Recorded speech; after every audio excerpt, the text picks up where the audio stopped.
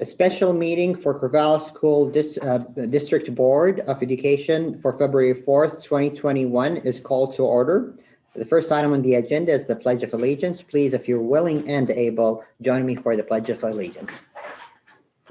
I pledge allegiance to the flag of the United States of America and to the republic for which it stands, one nation, under God, indivisible, with liberty and justice for all.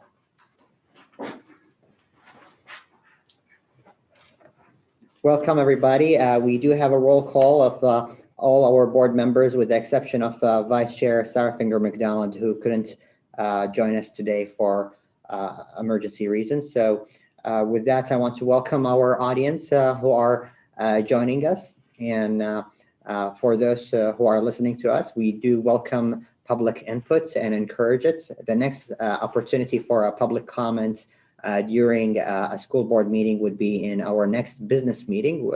And we always welcome the community to reach out to the school board over email as well in the meantime.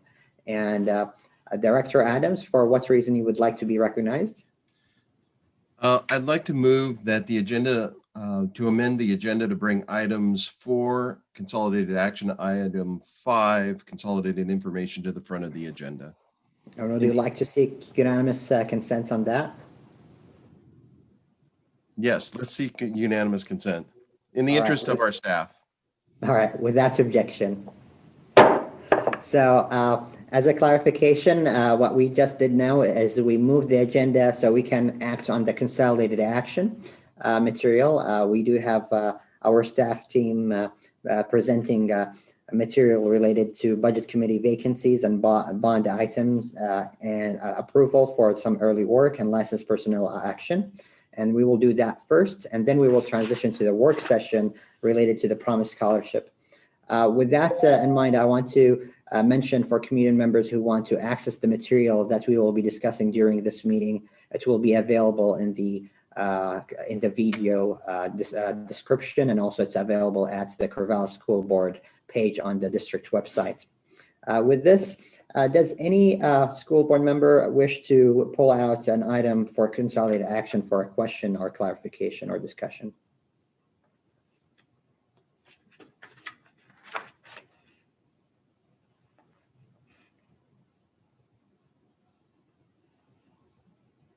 All right, I will have a question, a brief question about CHS and JAWS early work, if that is possible. And that's all for me. So Dale, welcome and thank you for being here. My question is regarding, and hello, Kim. It's related to both projects. You described that there is an approval that we're doing right now for an early work and a preliminary work. And then there's another approval that we are expected to do in the next meeting.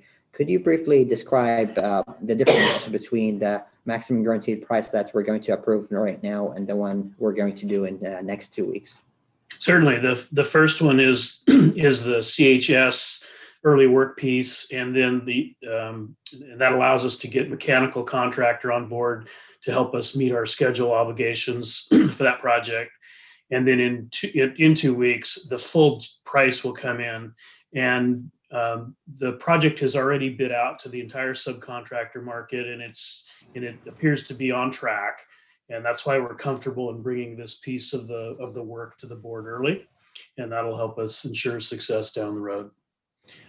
The other one for the 3 elementary renovations, that one's not coming to the board in 2 weeks. It's out in early March. That project is still out for bid for the bulk of the work. However, the abatement work, we wanted to get out early so that we could secure those contractors to start on spring break. Wonderful. Well, thank you. That's all for me. Any further questions on any item in that consolidated action? And seeing none, the chair would like to entertain a motion related to consolidated action. Director Adams, what's your motion? I move to approve consolidated action. And do I hear a second? Second. All right, Therese got it. It's been moved by Director Adams and seconded by Director Jones to approve consolidated action as presented. Is there any further discussion or any discussion on the motion? See none, we'll take a roll call vote. Director Adams, Aye. Director Conroy, Aye. Director Jones, Aye, sorry. Director White Bear, Aye. Director Baker, Aye. and Chair Alabdraba votes aye. Passes unanimously. Thank you very much. I appreciate your work and really wonderful work happening there. And looking forward also for the appointments for the Budget Committee vacancy. We encourage community members who want to be involved to apply for the Budget Committee vacancy, and you will see in the material the timeline for that. It's a great opportunity. This is how I started getting involved in the school board. So please try to join and help us doing this good work. Yes. I just wanted Thank you to all. say, I just wanted to say thank you to Director Adams for bringing this up and moving this to the front of the agenda. This team is spending many nights right now working with the design advisory committees, and so for them to be able to finish early tonight is really appreciated. So thanks for thinking of that.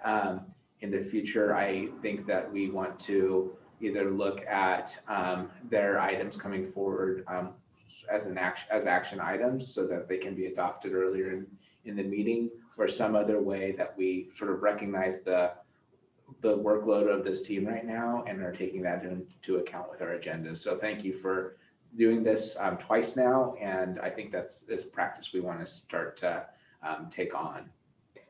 Absolutely, and I'm also in favor of that. I think there's two benefits out of this, being stewards of our staff time, and really with much gratitude for the hours you spend on these projects. But also another thing is we call out those projects at the beginning of the meeting, and I think that's part of our celebration and really calling out the good work of the bond. So Yeah. I'm definitely in favor of doing that. Great.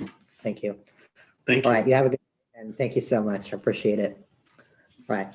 So next item on the agenda is related to the Promise Scholarship work session. With much gratitude for OSBA providing this these workshops and this scholarship program that allows the school board to invest its time in professional development related to issues important to the board.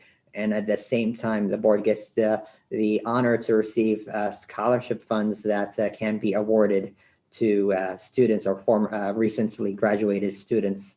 It's really great work, an important one. And again, I want to reiterate the material related to the discussion we have today or tonight are available on the video that's being screened and also in the packets. I encourage community members to look at it. With that, the floor is yours, Ryan, Marcianne, and Kristen. Welcome. All right, so in your packet, you have the agenda for tonight, and the agenda is going to be, again, a welcome and a debrief from our previous discussions. We also have a slide deck we want to share with you related to our district equity work. And I think that that's something that, again, is really intended to do some grounding as you move then into that policy revision, looking for feedback there. And then also to end the night with a review of the scholarship committee information and update. As several board members have been working on that based on last year's scholarship. Last year we earned $5,000 that can be used for scholarships this year. And so an update on where that process is. So again, I think that this is being the final meeting for this year related to the work with OSBA. I think that our intention when we started was to come back by the third meeting to a policy review. And so I feel like we've met that goal. And again, tonight is a little bit of additional information as you continue to make give us feedback on the policy, and then also to see another area of completion, which is that the moving forward with that scholarship process for our students. So anyhow, it's exciting to be at this stage. And again, a big, lots of appreciation for Kristen from OSBA and Marcianne, who have been with us since our retreat back in August. So here we are, and here we go. Thank you. And before I hand it over to Marcianne, whoa, let me stay in my chair. I just want to say thank you for having me back and allowing me to work with you. Part of the reason Janet is here tonight, I talk about this project all the time. When we talk at OSBA about, you know, who's doing well, like who is really fulfilling the purpose of this project, I come back to you all, and Vince can attest to that. Like, I mention this group a lot. You all have worked so well and collaboratively and are really producing a product that is going to be meaningful. And this is our last night as an MSP team. However, when you get to the point of adoption, I just want to come and be in the audience for that. I want to finish that out with you. So please let me know when you put that on your agenda so I can be there. And so tonight I assume, I mean, you're the most well-prepared board that I know. I assume you all looked at the policy, the draft policy that we sent. We're going to ask you those questions that we said we were going to go through. Marcianne has some information before that, but I will also tell you that the check is in the mail. You can expect your scholarship. It's literally in the mail this time. Normally I'd be bringing you the novelty check and the real one, but we'll get it to you. And then if we could find out who you give scholarships to and where they're going to go and what they're going to do, that'd be wonderful. We love to keep up on that. So with that, I'll turn it over to Marcianne to get us started. Okay, sounds great. Thank you, Kristen. So good to see everybody. I think while Parker's bringing up the PowerPoint, I just wanted to again thank all of you. As Ryan and I were reviewing some of the information that we want to share tonight regarding our equity work and our journey. One of the things that I reflect on is that just this gratitude towards all of you and the leadership in this district, because while in COVID, I guess one of the only silver linings that I see is that I've been able to collaborate with folks across the state. They've reached out to us asking us about the racial equity work that we're doing. And the two things that I say that you need to have as an ingredient in this racial equity work is to have a supportive board and a supported superintendent. So thank you so much. It makes my work so much easier when I know that I have all of you as part of this collective. So again, thank you so much. And Kristen, it's been, again, so wonderful. And I'm so glad that we're going to continue working together. So Parker, if you wouldn't mind bringing up the slide. All right. It wouldn't be a board meeting without a PowerPoint, right? So tonight, Ryan and I just wanted to share just some slides with you to kind of give you a bird's eye view of our racial equity work and our equity transformation plan. And our equity transformation plan is a plan that we started back when we accelerated our racial equity work. And one of the things that I'd like to say about our racial equity transformation plan is that it's an iterative plan. It changes and it has grown and developed over the course of the years because it has built on itself, and it has also continued, and it continues to be refined based on our work, our growing work, our racial consciousness growth, as well as our connection to the community. So tonight we're going to be sharing with you some slides that will show you some visual representations of some activities and some examples of what our racial equity looks like in real life. And so next slide, Parker. Thank you. So our our equity transformation plan, as you've seen before, has 4 pillars. And these 4 pillars, I'd like to think about it as the legs on a table, right? And when we have all 4 legs on a table, we can actually transform systems. And if one of these legs on the table is missing, it loses its integrity. So when we think about our equity transformation plan, these 4 areas are integral in transforming systems. And so tonight you're going to see examples of each one of these areas. Students at the center, thinking about how are we aligning our priorities to keep students at the center.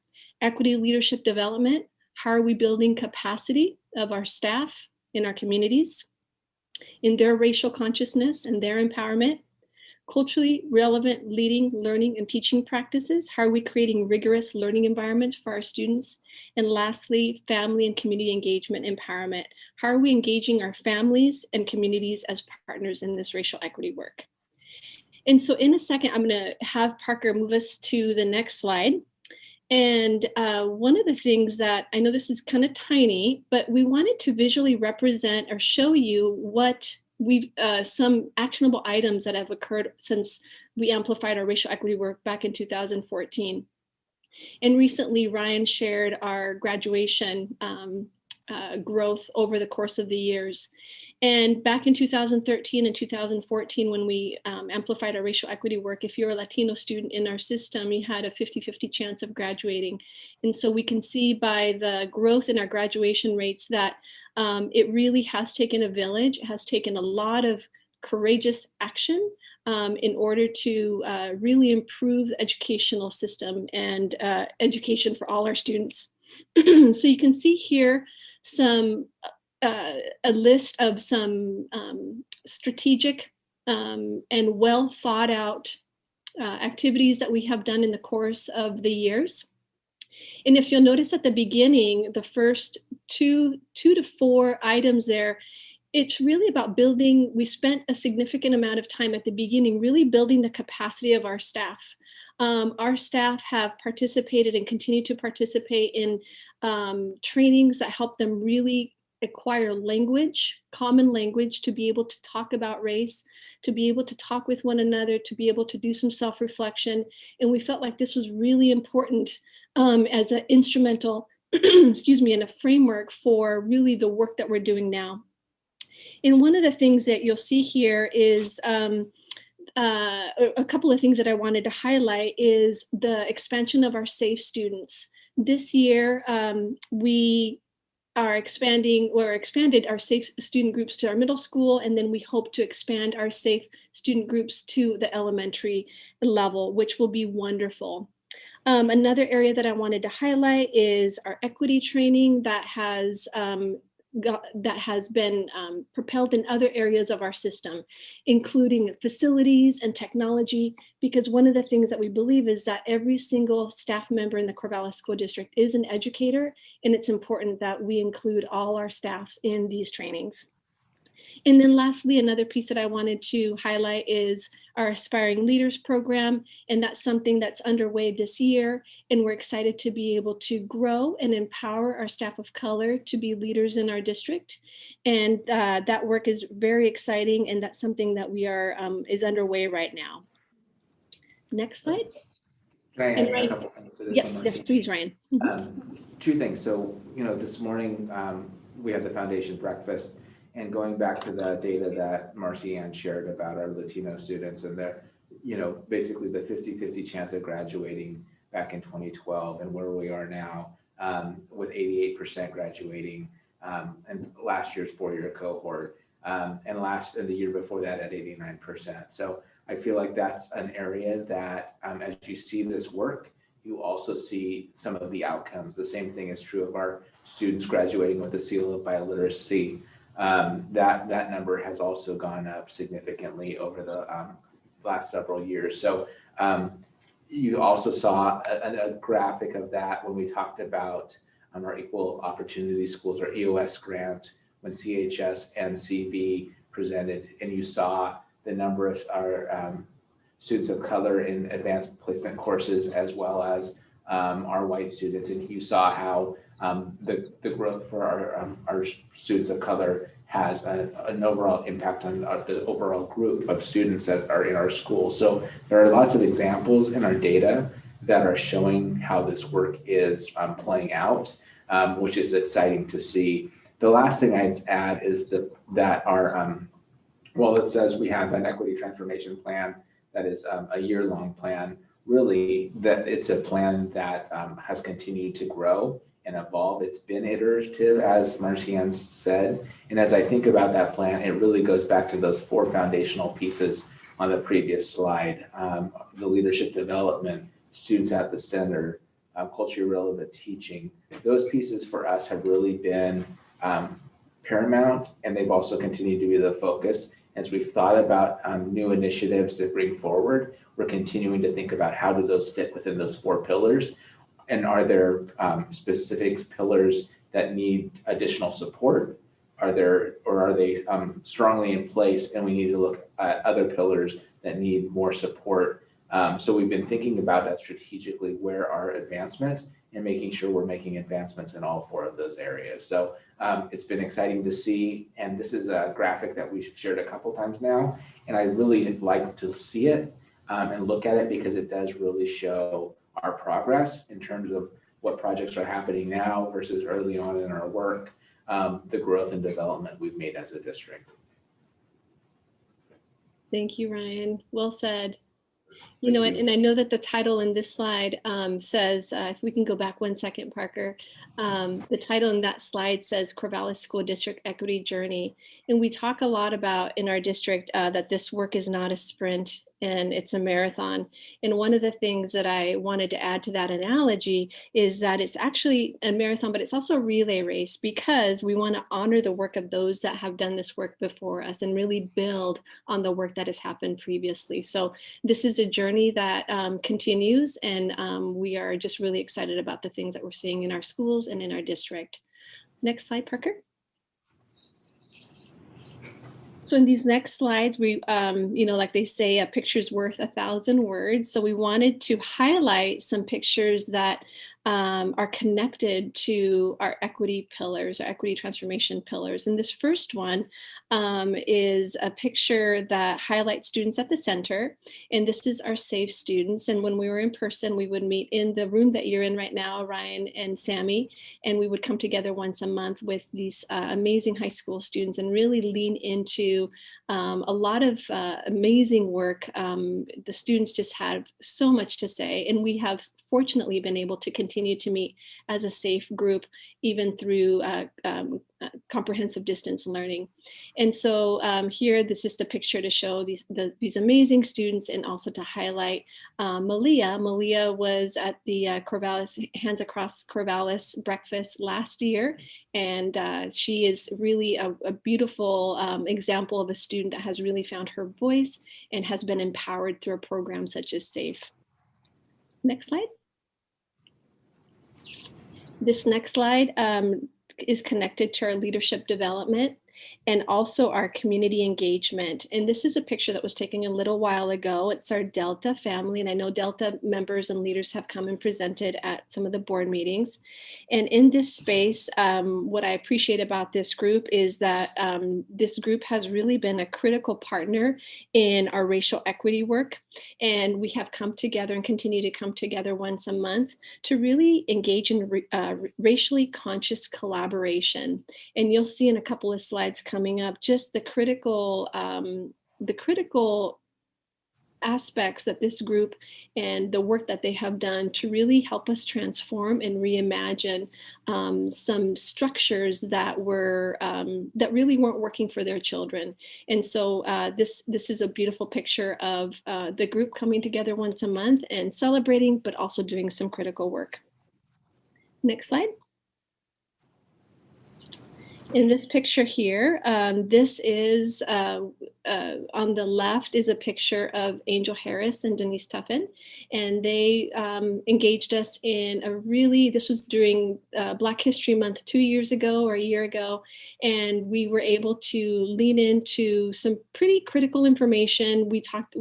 This was prior to the adoption of our social studies curriculum, and here they were leading a meeting around Thurgood Marshall, and we spent some time looking at books, looking at our history books at the time, and realizing that the books that we had at the time really weren't representative of what we wanted students to be able to learn in terms of just the narratives and the celebrations of our BIPOC community. And then on the right there, you see a picture of our Delta leaders. So we've got Emily and Angel and Denise and Yanni and Claudia. And this is this group coming together and really thinking about what types of topics need to be be discussed at our following Delta meetings. And in fact, prior to this meeting, I met with them tonight, and they're planning their next meeting next week. So it's a group that I'm just very honored to be a part of, and just so honored to see their growth as leaders in our community. One of the things I just want to share about that is just how, seeing this group of people initially just made me smile when I saw that picture on the slide before, just to think about how we've been a group that has continued to meet together, even during the pandemic, to continue to meet together and in sort of in fellowship and in friendship and in a way that concerns can be brought up and can be talked through and addressed. And so I feel like it's a group that has, again, it's one of those lines on the previous slide that showed year in, year out, and it feels that way. And that's how relationships are really formed, by continuing year in and year out to have conversation and work with one another. And I feel like this is an area of real pride for our school district, because it has been such an important group to be with and hear from, and also such important relationships that have been formed. Thank you, Ryan. Thank you. Parker, next slide. So when we think about our culturally responsive teaching and learning pillar, this picture was taken during a GLAD training, and GLAD is Guided Language Acquisition Design, which is used in many of our schools to provide access to students to content. And so here we have some teachers that were involved in some training and you can tell that they were having a great time. Interestingly enough, which was really cool, this training was done completely in Spanish. And that's something that we've really tried and strive to do, is provide training in some of our teachers' native language. And along with our culturally responsive teaching, and we have spent some time the last couple of years providing training around culturally responsive teaching for our teaching staff. And while we were in school, one of the things that I wanted to highlight was we went ahead and did classroom tours and building tours, and really looked at, when you walk into a building and you are culturally and linguistically diverse, what does the classroom say? What do the classroom libraries say? What does the building, what's the feeling of the building? And really trying to ask the question, whose perspective is missing in these spaces? So the walkthroughs that we did were really influential and helpful, because it really helped us see, when students are in classroom spaces, do they see themselves in what's on the wall? When they go to the classroom library, do they see themselves in the books that they're reading? So those two pieces have been a great highlight for us. Next slide. Here we have, you might recognize a couple of people in that picture there, Sammy and Lou. Part of our culturally responsive teaching and our social studies adoption was the importance of community voice and student voice. So here we wanted to show just a couple of pictures where, in a typical curriculum adoption, it usually takes about a year, but we wanted to extend our social studies adoption process to include community engagement and community voice. So on the left there, you see a picture of our panel, and the Kiva panel was an opportunity for community members to come and speak to our social studies educators and talk about what impact the social studies or their experiences, they wanted to share that with the teachers. So it was really, really powerful. And in the right there, you see some of our SAFE students. They actually created a list of the top 20 culturally responsive things that teachers should be doing in the classroom. So that picture on the right there, you see some of our SAFE students presenting at a Crescent Valley staff meeting, and I think it was at 7:30 in the morning. So the fact that they got up that early was pretty impressive. But they presented in front of the teachers and just shared from their perspective what were some important things for teachers to remember as they create culturally responsive spaces. Next slide. These next two slides really highlight the importance of gathering multiple perspectives and community engagement. And so if you haven't had a chance, sometime go to the Welcome Center, and there's this beautiful mural that's on the outside of the Welcome Center. And this picture here is a group of families that came together to give input on what the mural ideas for the mural. And the difference between a collective mural and a typical mural is that a typical mural is usually predetermined. There's a commissioned artist. A collective mural is actually a collection of ideas based on the community response. So this particular mural title was Coming Home. And the question that was asked to the community is, what does welcome mean to you? And so this was a year-long project. And you can see there with the different panels, the different tiles there, each tile represents a perspective of a community member.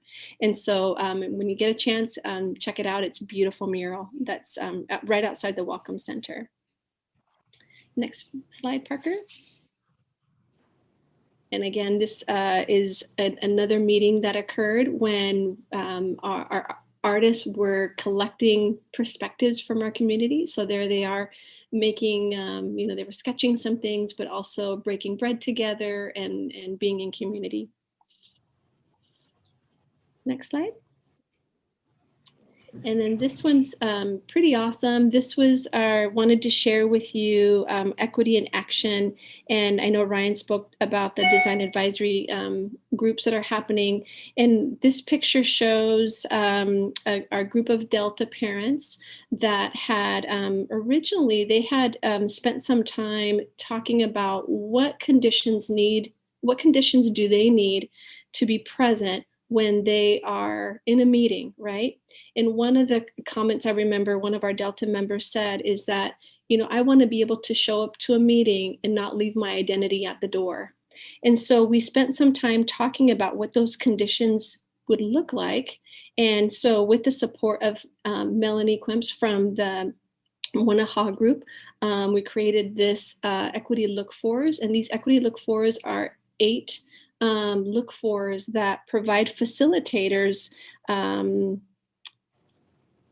some guidance in terms of how to facilitate a meeting that is emotionally safe for the community members, that provides multiple ways of engagement, and also ensures that all voices are heard.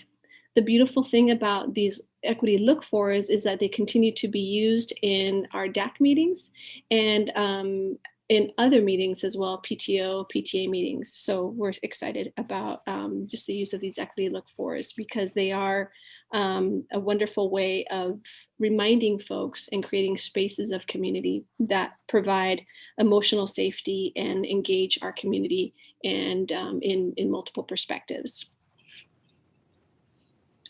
Ryan, is there anything else you want to say about those before we go on to the next one? No, I guess, yeah, I would just add that, that this is I feel like this is a really powerful tool for us. One of the pieces that stands out to me as I think about those equity look-fors is the concept of lived experience and learning and giving equal space to each in the conversations that you have, in the decisions that you make as you bring in community. And I think that that's something that has really resonated with me and as those equity look-fors have been designed, and something that I take into account often in terms of the decisions that we make and whose perspective and voice do we hear. So it's been a really helpful and important tool for us. Next slide, Parker. So this, earlier we talked about Delta and we've talked about community engagement. And one of the beautiful things about this work is that it can't be done unless there's trust and there's authenticity. And this picture was taken gosh, I want to say 2 summers ago, right, if you remember. And one of the things about Delta is that it's so important to break bread together and be in community.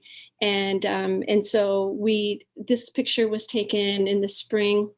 At the end of the year, we brought everybody together, and it was an opportunity to unite, to bring people together and to celebrate without any other agenda. It was just about being together in community. And what you can't see in this picture is that Ryan was actually flipping burgers in the back. So it was great for the community to see Ryan in kind of an informal place. And this was at the Martin Luther King Park, and it was a great event. And when we're able to be in person again, we will definitely celebrate again. So just wanted to share that with you. And then the last picture, which is the last slide, is our kind of a culmination of some of our racial equity work. And back in 2019, the Regional Racial Equity Group was formed, and it's a collaboration between Corvallis School District, GAPS, so Greater Albany Public Schools, Philomath, LBLESD, the NAACP, Lebanon, and now we just included Lincoln County. And so the commitment of this group together is to have ongoing collaboration and sharing, ongoing learning, and strengthening our partnerships. And a document that we signed June of this past year was the proclamation, and that's what it said. It was that we were going to continue to collaborate together, that we were going to continue to learn together and really strengthen our partnerships. So this group again continues to meet, and it's been wonderful to share in this racial equity work with them, because as we think about our students here in Corvallis, all our students in Oregon deserve this level of racial equity work. So with that, it's been wonderful to come together. And even while in COVID, we have been able to continue to meet as a collective, and we continue to collaborate and work together to improve all our systems. So with that, I think the PowerPoint, that was our last one, besides a thank you. There we go, a thank you. So again, the intention there was to provide context for the work that's been underway and the work that continues, and to have that information front and center as you begin to look at that policy and the work ahead of us. So thank you, Marcy-Ann, for putting that together. And in some ways, in the midst of COVID, some of those experiences feel so long ago, but they really aren't, and they're continuing. And so I'm actually left with excitement and anticipation for when we're able to come back together and those things are able to continue in person. So thank you for thank you for the memories. It's like, thank you for bringing that to us, because it is intentional work, and I do think we have a lot to be proud of as a school district in this area and the work we're doing. Thank you, Ryan. So Kristen, I'll hand it over to you. Thank you. That was wonderful. I'm glad I got to see that. Thank you. So the next part of this is really to talk about the draft policy that you got from us, because the next piece of this is going to be to wrap in the community. And so our ask of you tonight, we prepped you with the questions that we're going to ask you. Here's what we're not asking. We're not asking for line edits. We're not asking for wordsmithing, because we do want to leave space for the community to have some input without feeling like it was a foregone conclusion what they received, right? And I know that's your intention as well. So really the question tonight is about alignment. Is what is here, I mean, we'll go through the detailed questions, but the overall question is what you were presented in alignment with A, the district equity lens, and B, what you felt like you articulated your expectations as in our last session. And so so we pulled some notes, obviously, from that that mural activity that we did. And then on the side of that night, I just captured some thoughts that you said. And so we generated these questions from those thoughts to make sure that those expectations were met. So have you all got the policy in front of you? Okay, because I don't want to have there, I can only like share one thing at a time. So if you've got the policy in front of you, then what I can do is bring up our list of questions and we can go through those and I'll take notes on those. So I'm going to go ahead and share that. It's not fancy. I've just got a Word document open. Hopefully that's okay.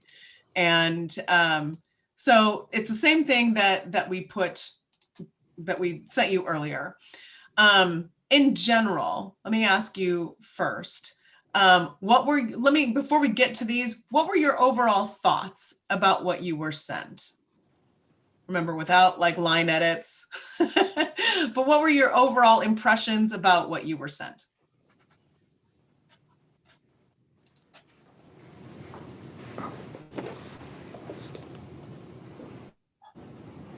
Lou.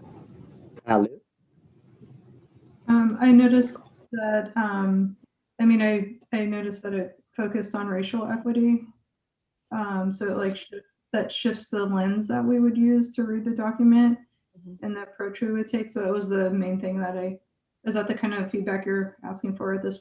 Okay, I was just making sure I was on the right No, that's spot. great. Thank you. Yeah, that was the first thing I noticed. And then the way that it really, the things added speak to the commitment to anti-racism that the district has made. Thank And you. it also doesn't lose some of the other equity work too that was previously included. So it's not saying that it's only in racial equity policy. It has other components to it. And I think that speaks to the way that there's interlocking systems in play that impact people's experiences. Great. Thank you. Tina.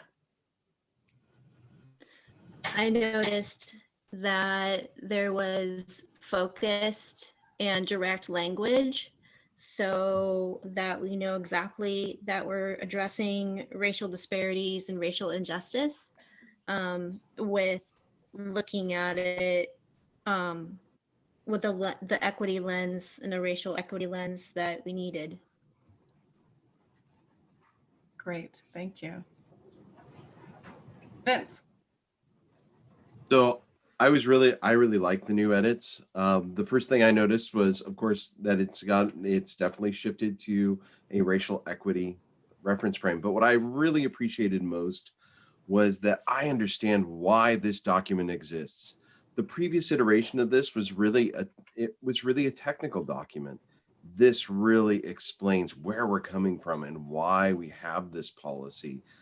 Particularly in the beginning, really addressing the why, but later in the bulleted points later, there's a few places where there are value statements plugged in there that really flesh out what's propelling this policy and why we're doing this.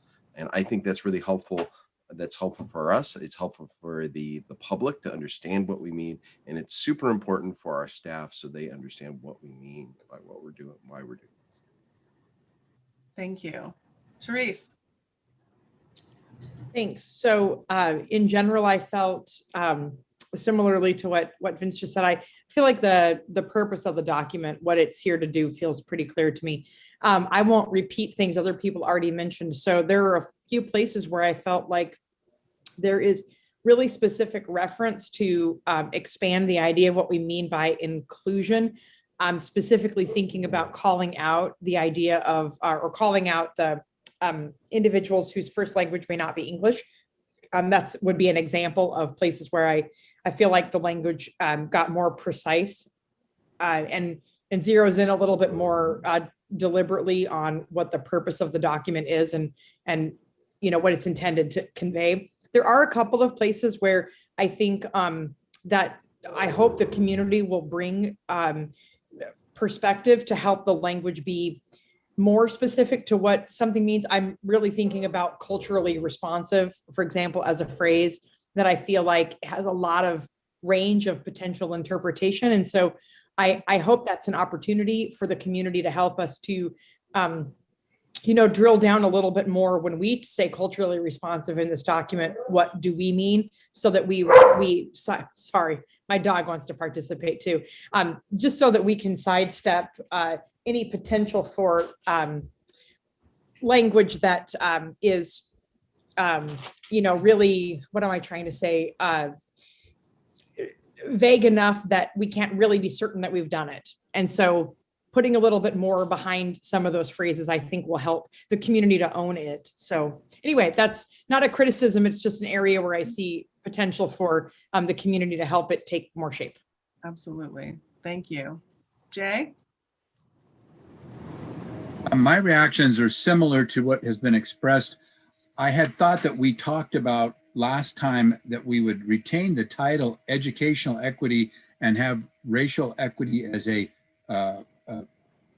focused part of some of those issues. So my reaction is I think it may lessen the impact of the overall policy of equity for all kinds of identities and groups, which I thought was a really great lens. And my question, I guess, would be, is it our intent or our concern that if we don't say racial is the most important, we will be doing something that's not what we want to do? So that would be a kind of a question. I think I understand what you're saying about wordsmithing. One thing that jumped out at me, and I just want to throw it out as a question of, do we really mean this? And I'm on paragraph 5. If I asked you all who is responsible for your child or your students learning, I as a principal and I as a parent would typically say to people, education responsibility is shared. It's shared between teachers, parents, student, and then administration. I don't know that sentence where it says the district is responsible and accountable for the learning and achievement, and for that one doesn't, to me, strike to my beliefs. And so I would just ask us to step back and think about, do we really mean the responsibility for it is only on the district? So, and then I had a lot of other little things, but the big picture, I really like the equity lens. It makes us all stop and see perspectives. And I just didn't want to lose that by the focus of race. And we need to decide whether that's really what we need to do. Thank you. Grace, did you have your hand up for something new? I wanted to ask Jay a question about what he said, if that's okay. Are you referencing paragraph 5 where it says ensure that every employee in the district is responsible and accountable for the learning? Is that what you mean? Correct. Okay, so I was just wondering, I guess an alternative reading of that, I read that to mean not that the district is solely responsible, but that we don't have any employees in the district who are not responsible to participate. So meaning that, going back to Ryan's comment earlier about making sure that we are, or I don't know if it was Ryan, it might've been Marcianne, who commented on that it's all of our staff that we need to bring into the fold of this, of training and awareness. And so I guess I read that statement to say that our custodian is responsible to uphold these ideas. Our bus drivers are responsible. It's not just our classroom teachers, it's every point of contact for kids. So yeah, that's how I took that. I'd be curious how other people are thinking about that reference and the scope that it includes. Just a quick response. Thank you. I agree that I think that sentence was originally intended to say to every employee, you need to be involved in a big way. I think the wording itself may not be that clear. And then I guess I would still come back to my fundamental. Is there something about equitable lens beliefs that should state about my responsibility, I'll even throw community member, for every student's overcoming educational gaps, that we need to say those kind of things and yet also reiterate what I think is a fundamental about strong education, which is it is a shared responsibility. So I think you clarified what that sentence intends to do. I don't think it does in a clear way. And I also would then be saying, do we have a place for shared responsibility for learning? And how do we say that in this policy? Yeah, I think that's a good question and something that I don't know when is exactly the right moment or if that's a post-community involvement conversation, but I definitely hear you thinking about the policy, of course, needs to reflect on some level what the district is saying it actually can usher in and enforce, which might not include a community member, but maybe there is something in a preamble to a policy that says that the overall framework of this policy is kind of contingent on the idea that we hold some things to be true, that parents and community members are collaborators in this, and that it is not going to be solely the district that is going to achieve this. Wonderful. I think that's a good, that's certainly from an equity perspective, making sure that we are saying that these voices, these participants are actually all relevant. There could be a strength in calling that out in some way. May I maybe to this point, I think point 8 and page 5 might speak to this discussion Therese and Jay were mentioning, and I think sequence matter. I did not think a lot would focus on the sequence of the points, but number 5, ensure that's every employee. So we start from the inside, or we take the responsibility as an institution, as adults. But then 8, that's mentioned, including partners. I think we might want to ask, as we engage community members with this discussion, is point 8 strong enough to really reflect and echo what Therese and Jay mentioned? And also, maybe is the sequence in the right place? I'm just thinking as basically, yeah, we take responsibility, but also it takes a village. So we want the engagement of all partners who demonstrated a culturally specific expertise. Nice. And I'm probably jumping in out of order, so I apologize for that. I agree with what I heard Sammy say. The other thing I've thought a lot about is that 8 really feels like 2 bullets, where it says the district shall seek near the middle. And again, we're not trying to wordsmith it right now, but to pull that out, to make that a separate number also gives it more, it's kind of becomes two points instead of 1. And the second point is really that parent and family empowerment and that relationship, sort of like what we talked about around Delta. Because I think what I've been thinking about a lot from the conversation we're having right now is where does that, how does that play out for us? And I think with our Delta group, that's an area that does play out. And so I could see how we would talk more about the partnership, and then down below talk more about the just looking for the exact word in here, the partnership and then the empowerment down below.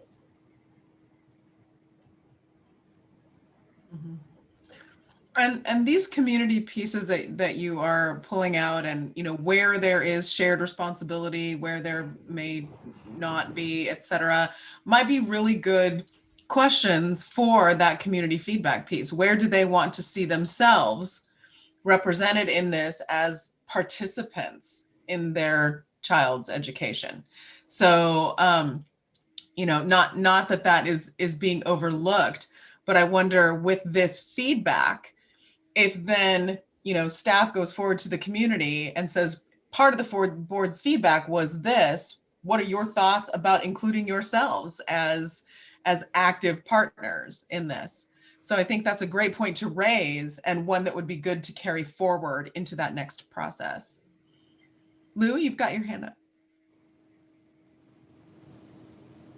Yeah, it was kind of wanting to underscore something that Sammy said about number 5 in the responsibility line with adults. I like how that is helping remind staff that students aren't their teachers. They think students can be teachers, but that's not their primary role, isn't to educate. And I think that's really important that that's called out there, because that happens a lot, and it turns into like a lot of microaggressive behaviors too, where people don't realize like they're trying to empower students to share their stories, but it's also putting this like burden of responsibility on students where they may feel further marginalized in the classroom.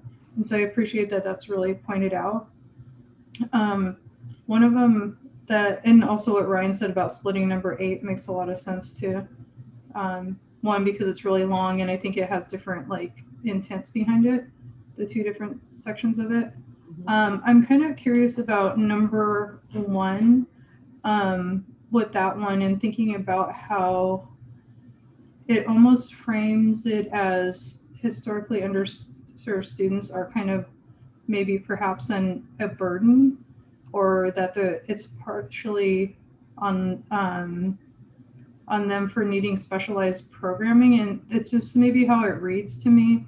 It almost feels like it's putting this almost a blame on underserved students where it may cost additional resources, if that makes sense. I'm trying to think of how that can be framed a little bit differently where it doesn't have that kind of feel to it. Because I think that ends up happening where you're like, oh, people are spending extra money for these special programs for these students, and it can create an interesting kind of the wrong impact on the students and families. I think, I don't know if that makes sense, but I'm trying to think around that one a lot. I think that's a good question to ask. I mean, a good question to raise, especially as we do get to the point where there's a little more, like final wordsmithing and that kind of thing. And also seeing like, how does that resonate with the community? I think all of these things are great pieces to bring forward. Vince, and then we're going to go ahead and move forward to the questions that we asked you to prepare. Go ahead. I was just going to jump on that, the special programming language one. I wasn't clear what that meant. And I agree, Lou, that the way that read to me was that special programming was really remediation. I know that that's not necessarily what we're talking about. We're talking about AP and things like that. So that we're getting in the weeds, but I had the same reaction. Okay, that's good to know. I'm making notes of these things. Okay, so looking at the questions that we asked you to, and based on the things that you said that you wanted, that's what these are.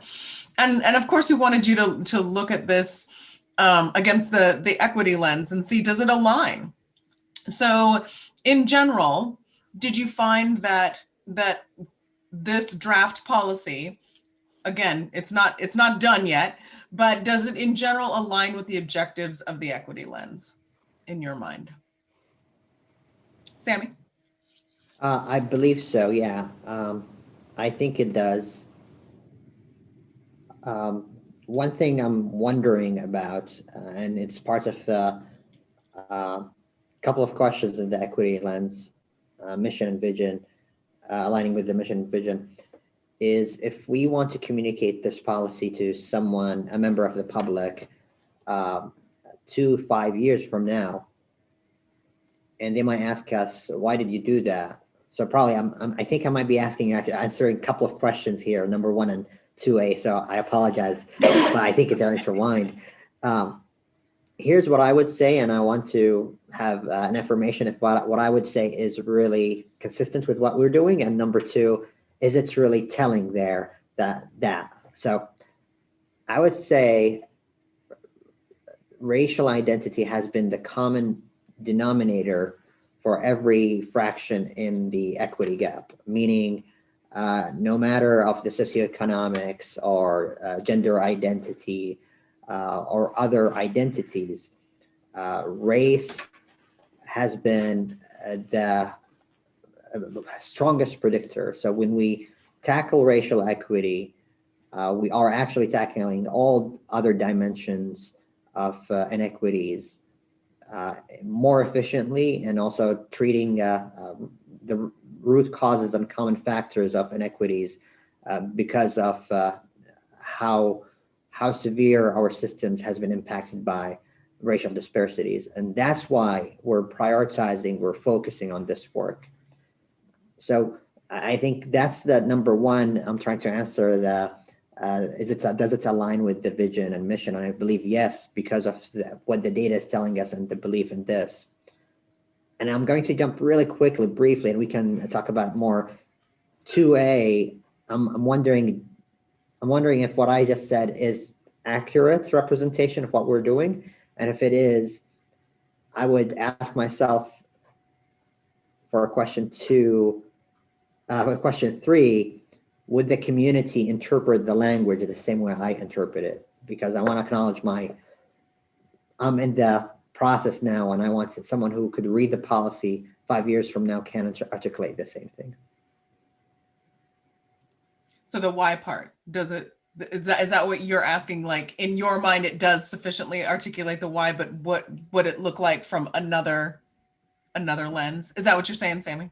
Yes, from an outsider lens, from other community members, especially community members from other disadvantaged demographics that are also interested in addressing educational equity. Yeah. And that might be a really good framing question for community input too. Does this articulate the why? Let's see. Yes. I don't know. I think Vince, you had your hand up first.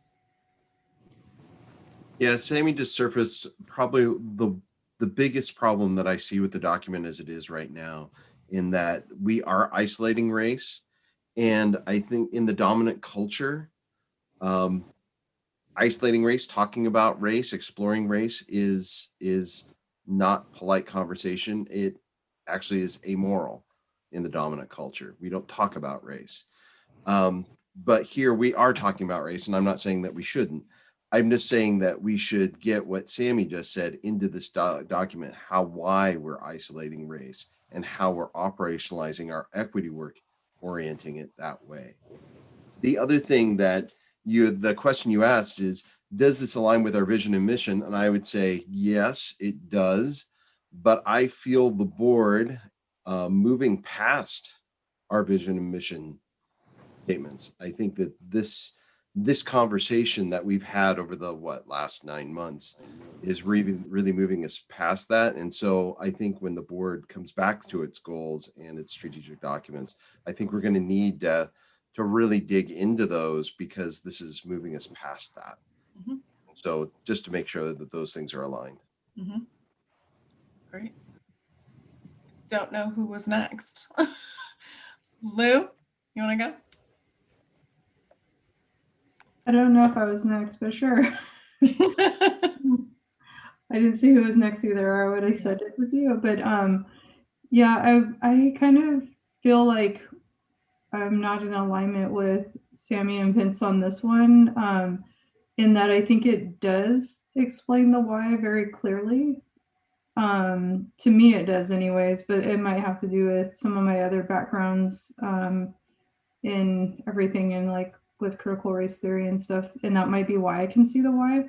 And so I think the why is there. It's just like making it a little bit more clear for folk that may not have that same lens is what's needed, because it is in there. It's the first sentence, like acknowledging the historical generational compounding reality of the systems and structures that have intentionally created opportunities for some groups and perpetuated racial inequities for others. And then the other added piece that helped clarify that is that second red sentence. We recognize that the historic persistent racial achievement gap is unacceptable, and that these disparities contradict the beliefs and values that the district articulates, and then says what achieving equity is. So I think to me, it's pretty clear the why, but if you don't have that lens, it may not be as clear. So perhaps something that helps clarify what that means.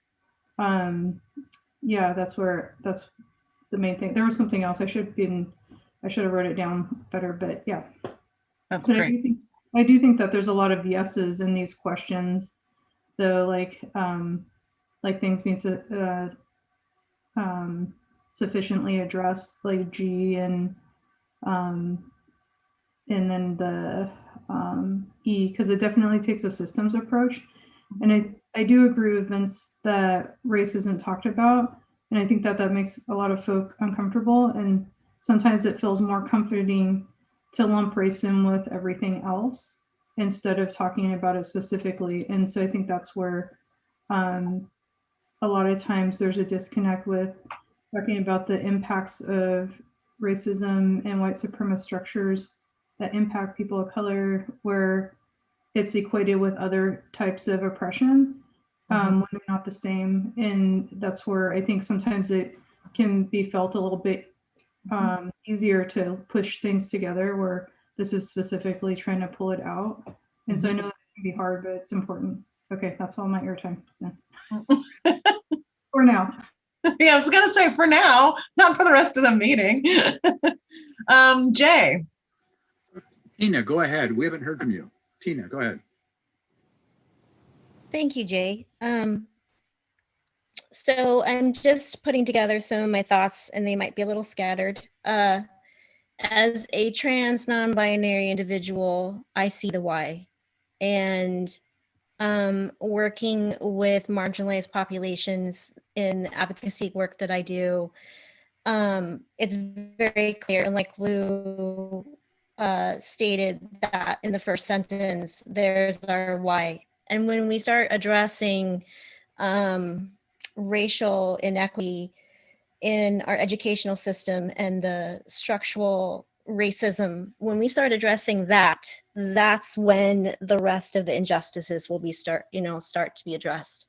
So it's perfectly clear to me, and I don't think we are not giving a clear look to the rest of the marginalized groups. I think that it clearly states in there, and I'm hoping that as the community comes together and look at this policy, that it gets, maybe the words will be refined a little bit more and the structure will help with that. But the why is definitely there. And once we start addressing the racial inequity in our educational system, the rest will follow. Thank you. Okay. So my reaction would be that I love the idea of pulling out the why, and even in some cases separating it for different identity issues. I don't want to minimize them by quote jamming them together under quote educational equity. But I do think that educational equity is more than just racial inequity, especially, and Sammy, I'm not sure that factually we're right if we say that that's a bigger predictor. Racial inequity is a bigger predictor than social economic. I'd have to go back and double check that, because students of poverty, and I know we could look at our numbers of students on free and reduced as a measure or something, and their performance in schools, there's a strong correlation. I think we talked about it last meeting in terms of their success, or students with disabilities. And so to me, I'm all for absolutely calling out the systemic oppression problems, but I don't think that saying and racial covers it all is an accurate picture. I think it shortchanges some of the other stuff. That would be just my general input. Let's see. Vince, you had your hand up? Yeah, and we're coming back to that same point I made earlier, and that's why this particular point is important. How we operationalize our equity work by focusing on race, because race is one of the culturally most difficult things for us to navigate. It also is one of the strongest factors in dividing us socially. And so the idea of focusing on race as a means to, create access for all people, regardless of identity, is a concept that, we need to spell that out. And so, I mean, for folks that Jay, I would turn you back to Glenn Singleton and Courageous Conversations, where he explains that really well, how to use race, because it's the hardest topic for us to discuss. And so I think that that's just a concept that needs to be embedded in the policy. to explain this very point, that this is the way that we're going to approach this. It's not the only way, but this is the way our team has done that. And we've been using the Courageous Conversations framework ever since I've been on the board. We started, back in 2013, and it's been effective. I think what I heard you say was race is an effective and important, and maybe the most important vehicle to address the topic of equity.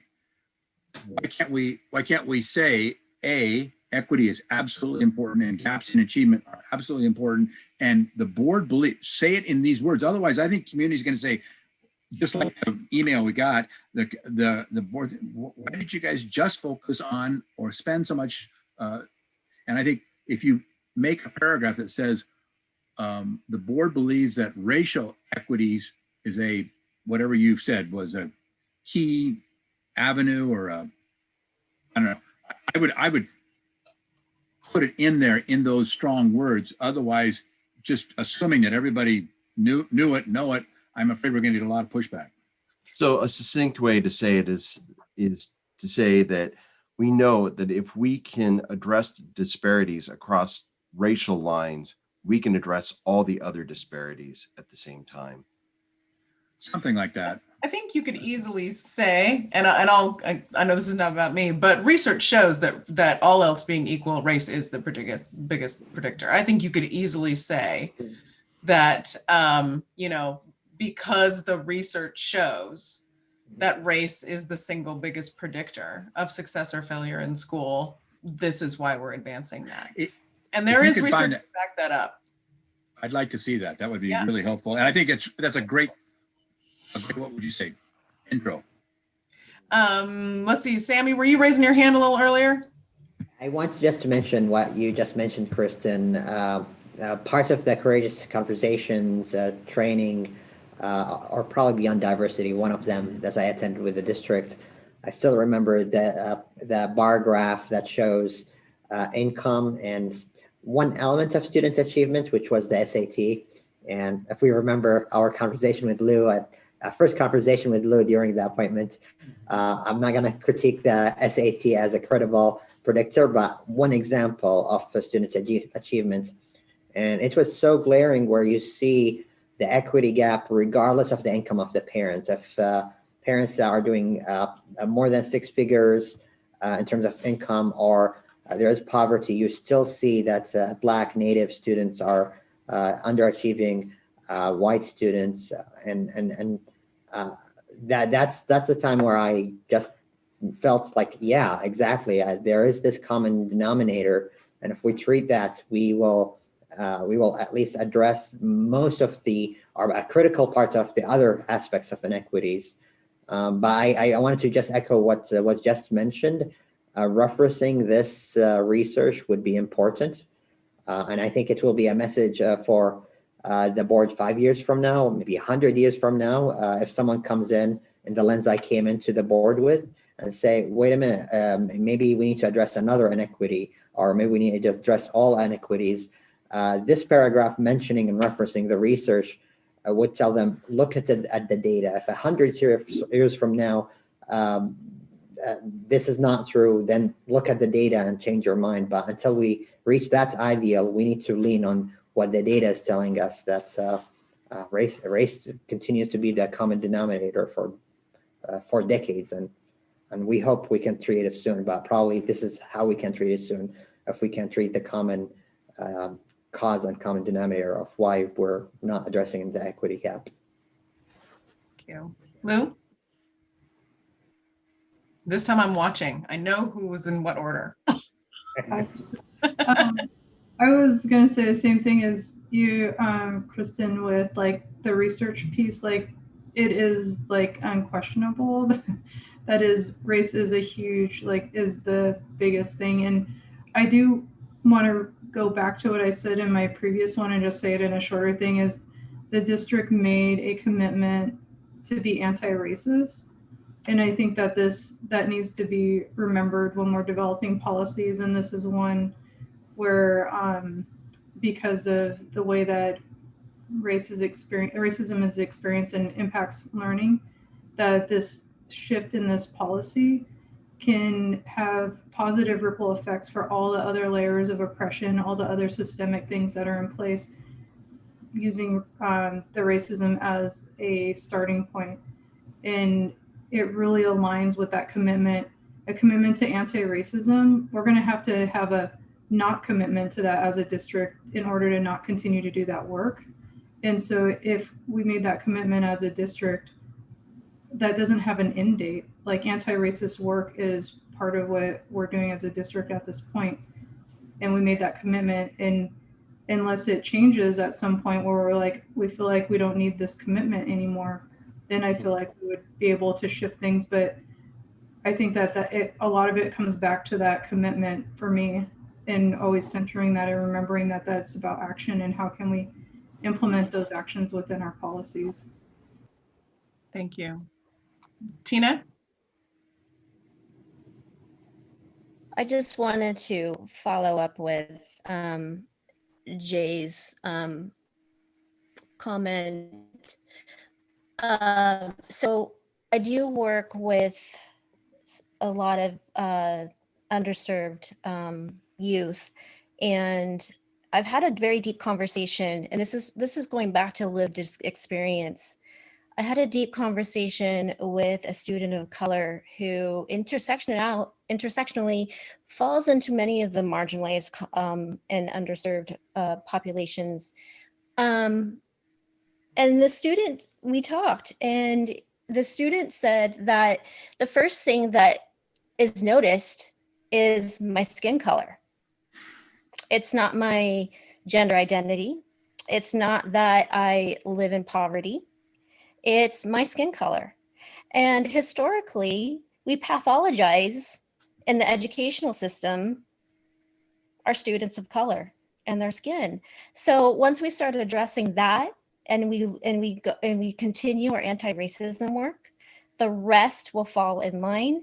And when I was talking to the student, like, I asked the student, we have heart-to-hearts all the time, how do you feel that if you're not recognized for your gender identity, or that you are low socioeconomic status?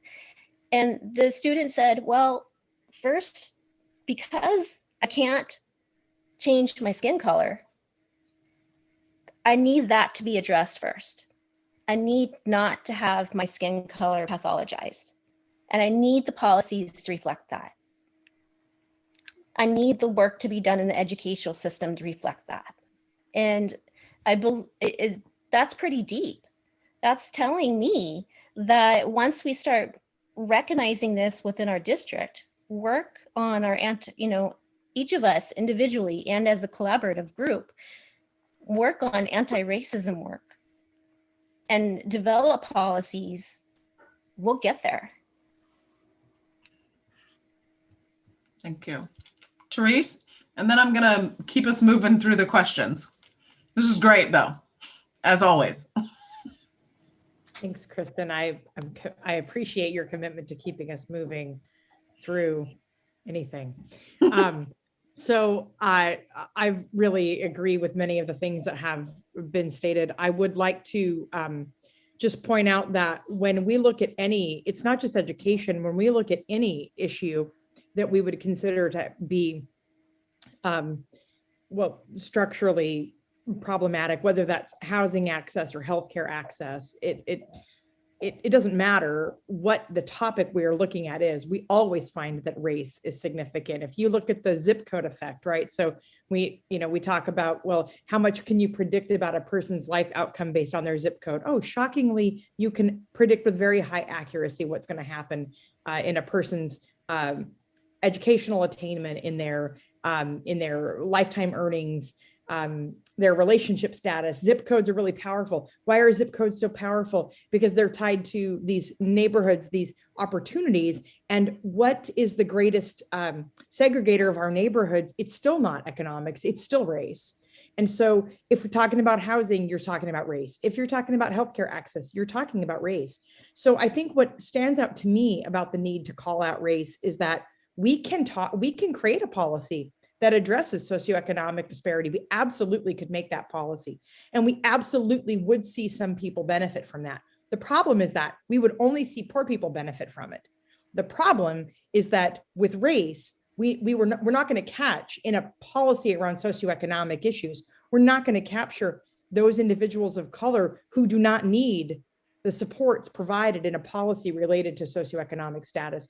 But if we draft a policy that's focused on racial equity, we will catch individuals who are low income as well, because there are more of them who are people of color than not.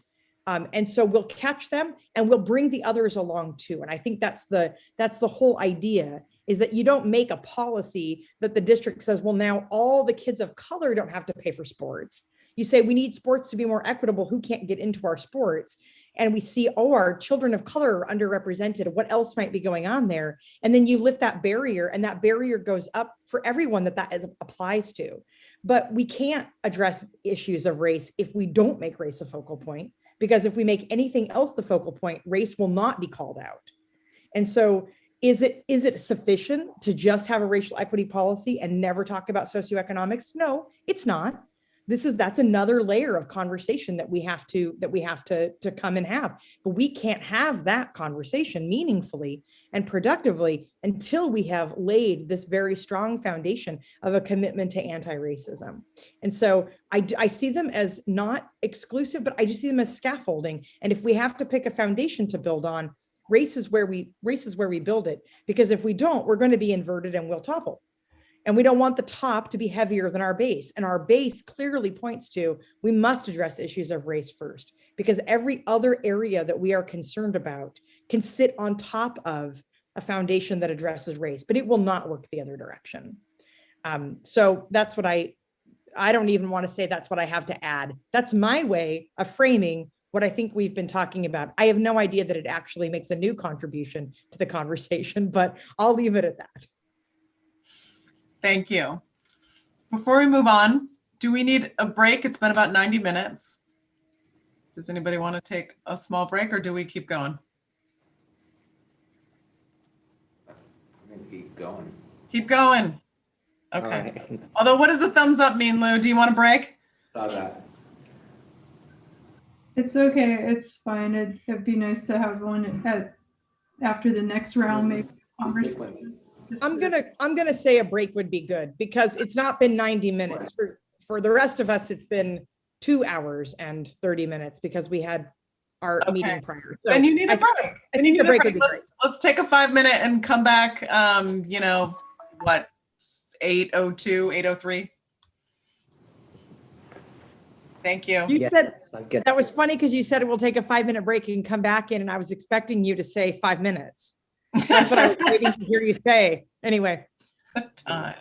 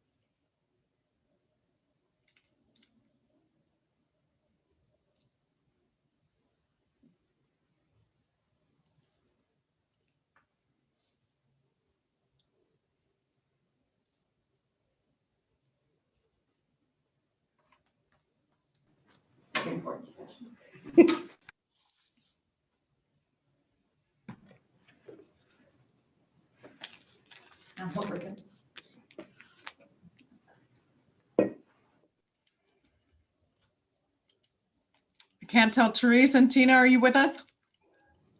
Yep. Yes. Thank you. All right. Let me go ahead and pop these up again. Now, I'm guessing that why question was one of our biggest questions, and that some of these are actually going to be kind of yes and no, which is okay. But, you know, if there are things that you need to talk about also, that's great. One of the things that seemed important to you, we're looking at 2B now, is this policy strengths-based? One of the policies that you had a bit of a reaction to, and it was one of the Bs, I can't remember if it was Baltimore or somebody, it was more of a policy board kind of, you know, you shall not fail to do this. And it was negative in connotation. And so we took notes saying that you wanted a more strengths-based model. Does this meet that expectation? So I think I was one of the people that raised that complaint, and I think yes, barring a couple of wordsmithing things that I'd like to change, but overall, I think this is definitely strengths-based. Okay. Agreed to. Jay? I just think that Lou had a suggestion. I can't find it real quickly, that the item seemed to be defensively stated, and you could change it to be it's not you're going to lose money because you're going to have to give money to underserved people, but you could frame it in a way that says it's I'm just too late, but it's a positive thing to have money allocated to meet those needs. Not I mean, I know who wrote this must have said, you know, we got to make sure that people know this might mean they won't get as much, but necessarily, I'm not sure you do. I think you just frame it that they may actually need more resources. Lou? It was basically what Jay was saying. I think that the strengths base with some like revision to that would help, because it kind of contradicts number 5 right above it a little bit. And so just like, I understand like the whole premise behind the strengths base, but I just wanted to specifically mention that one is coming still from a deficit frame a little bit, but yeah, but the rest of it feels very strength based.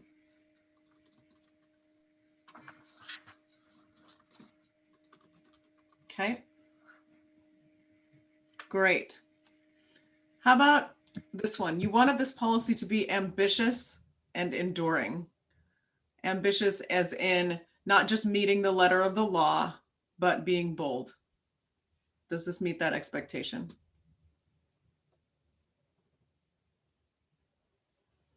Lou? I think based on our last conversation before the break, it shows that it meets that. I think that's a good example of like, yeah, definitely. Thank you. Sammy? Oh, you're muted. Sorry. Yes, I just want to agree with Lou. It pushes us beyond our comfort zone. It tells us that we need to do better and more. And I really like that in this policy. It's definitely transformative and ambitious one. That's, yes.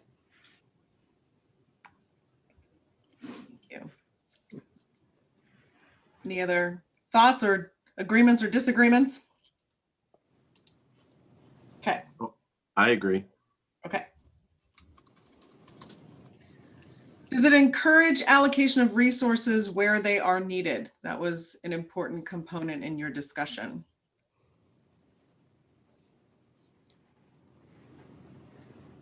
What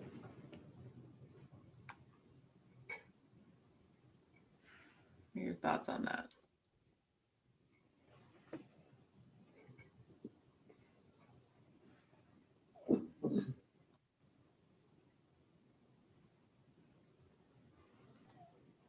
I'll jump in. Yes, I think it really does. It makes mention of resources or programming and things like that. But I think overall, it will serve as a very powerful lens for allocation of resources. So Okay. yeah, I think it definitely is going to affect resource allocation. Lou? In agreement with Vince, and also that it's talking about more than money resources. It talks about other kinds of resources too, which I like that it does that. It's talking about like cultural capital and stuff like that. I think was cool that that's included as a resource. And community input as a resource. Thank you. Sammy? Um, I can tell when you're That got reaching me for the ac- computer. Like I see your finger by the camera and I'm like, oh, your hand's up. Yeah, you were faster than me. So actually that got me, and probably I'm trying to answer this question, next question, the systems approach as well, to wonder, this is educational equity, racial educational equity to address the disparities in education. I'm wondering, our acknowledgement that the whole child, the development of a whole child is important for the student's achievement gap. Mm-hmm. Should it be here?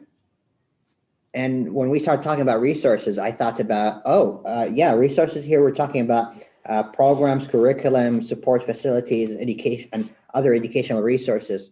What about the social and emotional learning? They impact the goal number 4, the health and wellness. And also out of the belief that we know that the health and wellness goal is inseparable from the student achievement gap. So we have to address both. So I know this is educational policy, but it is not academic students' achievement. So it might be needing to be holistic. That's the first thoughts I'm getting in my mind. The second thoughts I'm getting in my mind is, yeah, maybe we should address this complexity of the systems that are needed. But also I want to step back and say, should we be very focused here, or should we take this holistic systems approach? I'm going to leave it as a question mark for my colleagues, Brian, staff, and maybe the families or the community members as we check in with them. Great.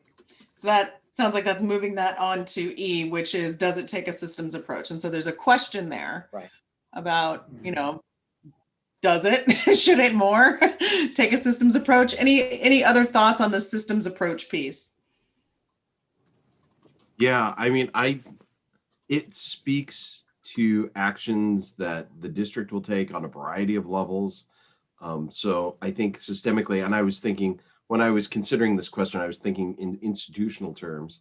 The big gap that I saw was, where's the board in this document?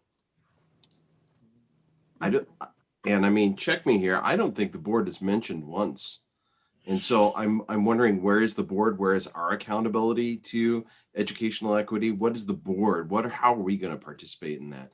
So when I think about the system institutionally, I'm thinking top to bottom, from the boardroom to classrooms to central kitchen.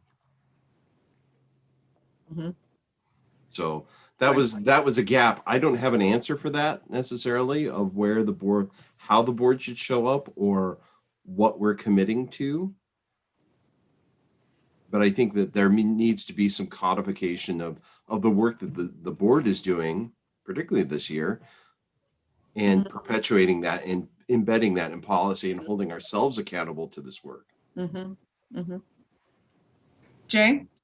I think that's, first of all, I think that the spelling out in items 1 through 11 is both a good systemic look, and it also talks about specifics, no dollar amounts, but it talks about focus and resource. So to answer those questions, I think it does. I think we use the word "the district" at the right above paragraph, the second one, and we use Corvallis School District acknowledges. So is there a parenthetical or a statement that says the board, administration, staff, so that you're right, board does not exist in this in specific, but when it says in item 1 on the second page, the district provides every student with, I mean, so if you want to throw the board in there, the board acting through both the district and the leadership, you can clean that up, I think. I wouldn't need, I think a lot of the items are board work items. So you wouldn't have to say the board will, the board will. Lou? I like the inclusion of the board. I just wanted to say that part too. I think that's a good gap that could be put in there. I have a question about number 4, like how, if that's actually reinforcing systems, because it says actively work toward a teacher and administrator workforce that reflects the diversity of the student body. Corvallis School District is predominantly white, like Corvallis is as well. And so if it's like thinking in ratios to reflect the diversity, I don't know what that means, but if it's talking about reflecting the student body, that's not going to happen necessarily in a very good, does that make sense? Mhm. Okay, I was just making sure I wasn't babbly, but I think that it could reinforce if we're saying like we would need to keep it to some kind of ratio or something like that to reflect the student body, whereas like why not increase the diversity of teacher and administrator workforce, because that's actually really educational and empowering and awesome. It doesn't have to just be like this reflect the student body, because you're just going to uphold white structures if you do, and also like heteronormative ones too. Mhm. Tina, I thought I saw your hand up. Oh, Vince and Lou have already spoken to my thoughts, so. Okay, great. So looking at F then, one of the things that you talked about was that terminology, that the goals of this policy should be straightforward, specific, and clear. Things should be named. Does this meet that expectation?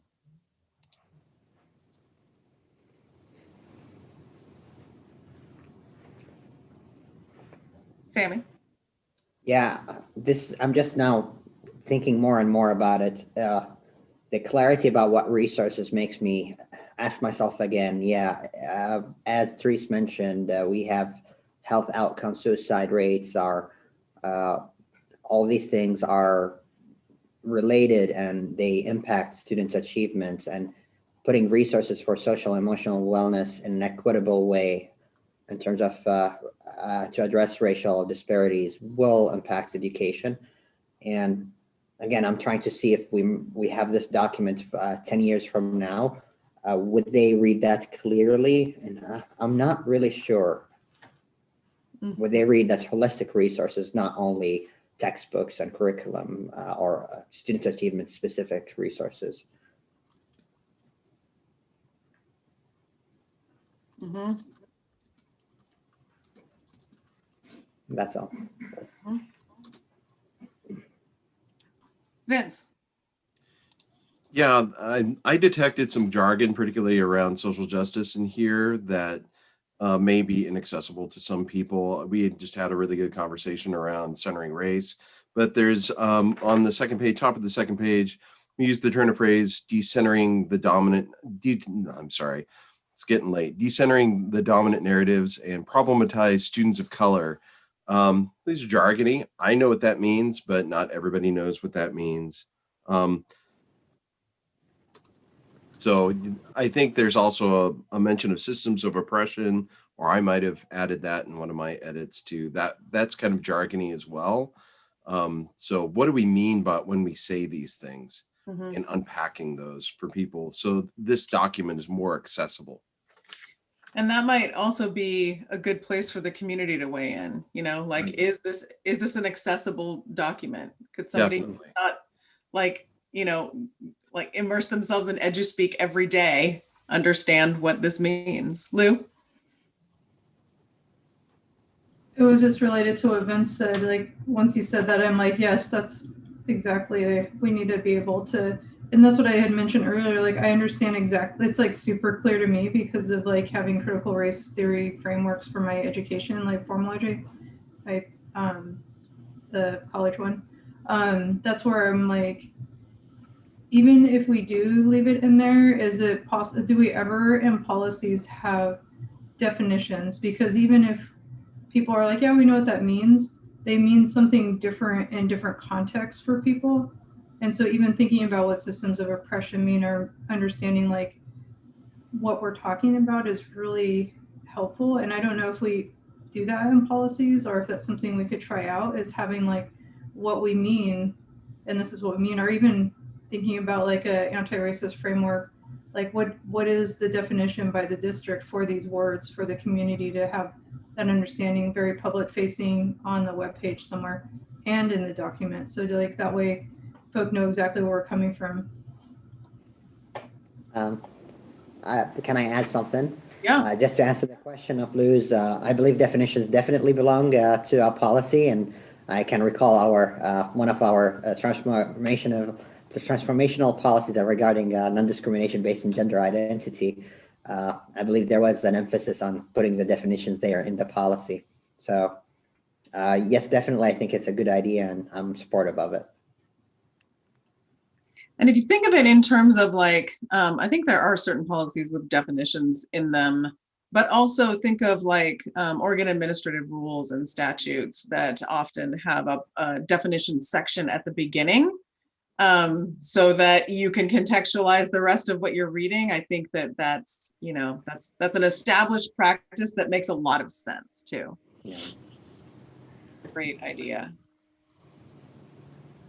How about G? Are racial justice and equity sufficiently addressed?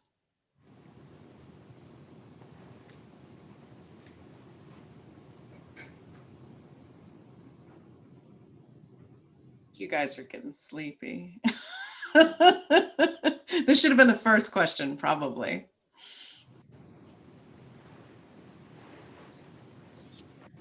So Kristen, I would, are you there? Yes.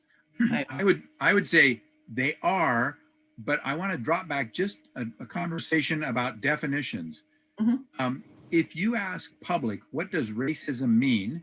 And some of you are much more experienced with working with groups than I am. I think a number of people will say it's the intentional act, and they will not include systemic, and they will not include institutional. And I think including those as what we're talking about helps the public understand and not get defensive. So I'm just saying, as you think about definitions and the overall picture, if you don't add to that, I think you're going to get a defensive reaction that doesn't need to be there, because if you think about institutional or systemic or whatever else that would grow that definition, I think it would be helpful. Thank you. Lou? I think Tina was first. Oh, I'm sorry. I missed that one this time. Tina? I think the framework is strong in addressing racial justice and in equity. I think this is where the community plays a strong role in helping refine that, and tapping into the populations that will play a even stronger role in giving a voice to this policy. Thank you. Lou?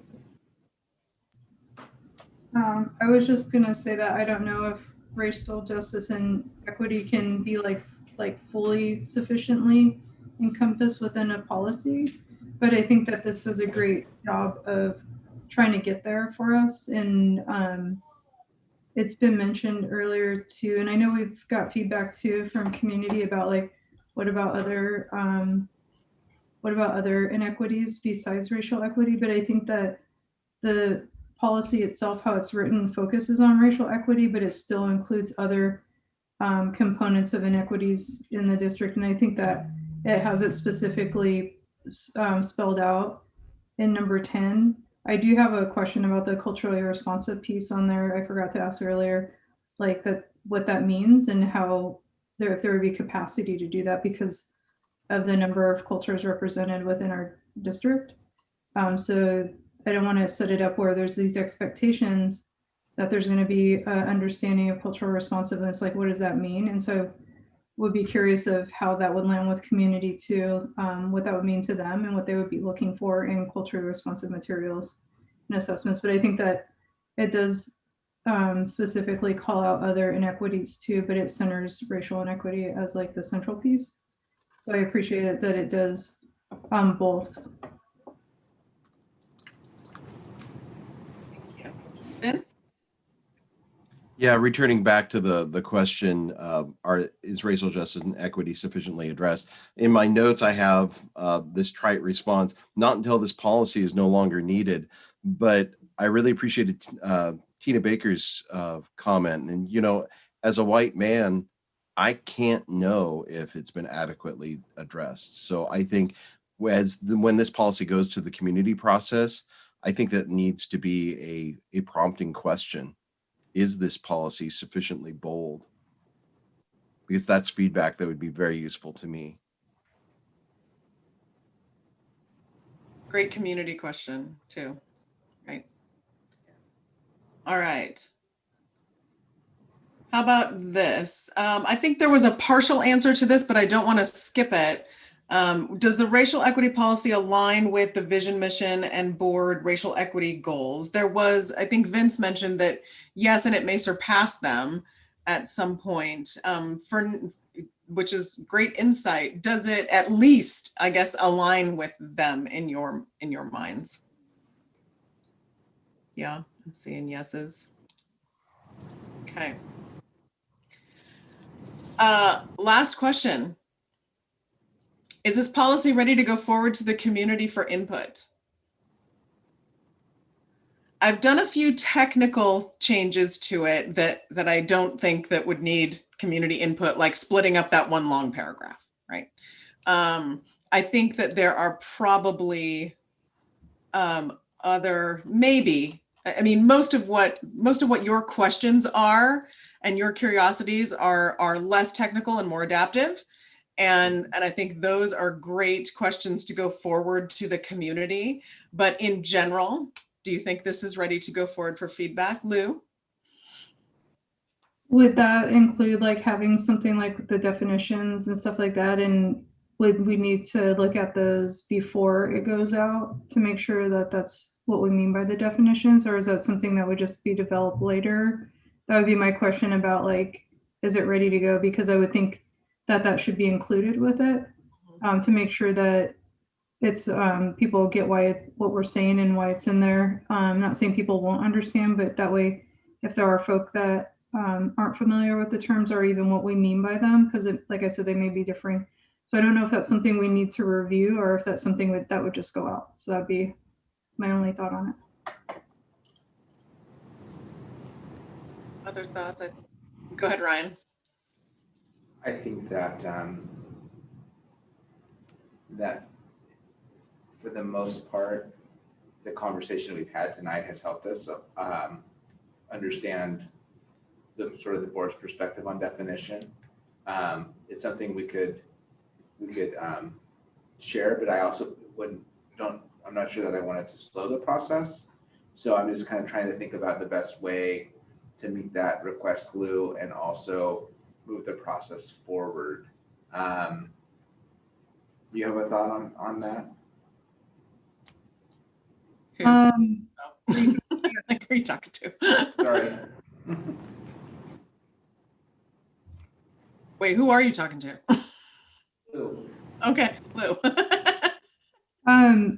I don't. I mean, I was asking because I wasn't sure if that was something that needed to come back or not, or if the district already has those working definitions or those definitions and how it's encompassed in the work. And so that's where that question was framed, with not knowing if it is. I haven't seen it yet, but it might, you all might have developed that at some point and I just haven't seen it. But yeah, and I don't know if that's something that a small group can also work on and bring back for feedback or not. Well, and I worry a little bit about if we have to create a index of terms for people to be able to access the policy, then I just worry about the policy not being accessible to begin with. And so I think what we could do is Marcy and I could look through the policy and share some common definition with all of you.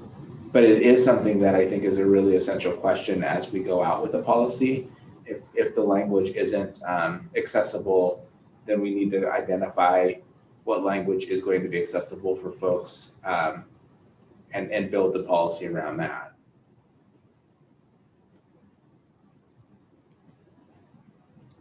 Okay, I agree, and I also think that it's good to have language in there that's specific that we can help folk learn too. What we mean by stuff. Yeah, there was something else with the definition pieces, but I can't remember what it is. I know what it was. People might think we're referring to something else because of the way that some of these terms are used differently. And that's where my only hesitation with it going to the community, because they might be like, oh, this sounds great, and then find out that we meant something completely different than what they had envisioned. I'm not trying to hold up the process. I'm just trying to like have us think through a couple of things and how it might change how community interprets it, because there's a ton of community members that use this terminology on a regular that will probably be looking at it. And so I would say that that might be something that could go with it. I'm comfortable with just like, if we're in agreement with what some of this means, we're in agreement with it, but yeah. Jay?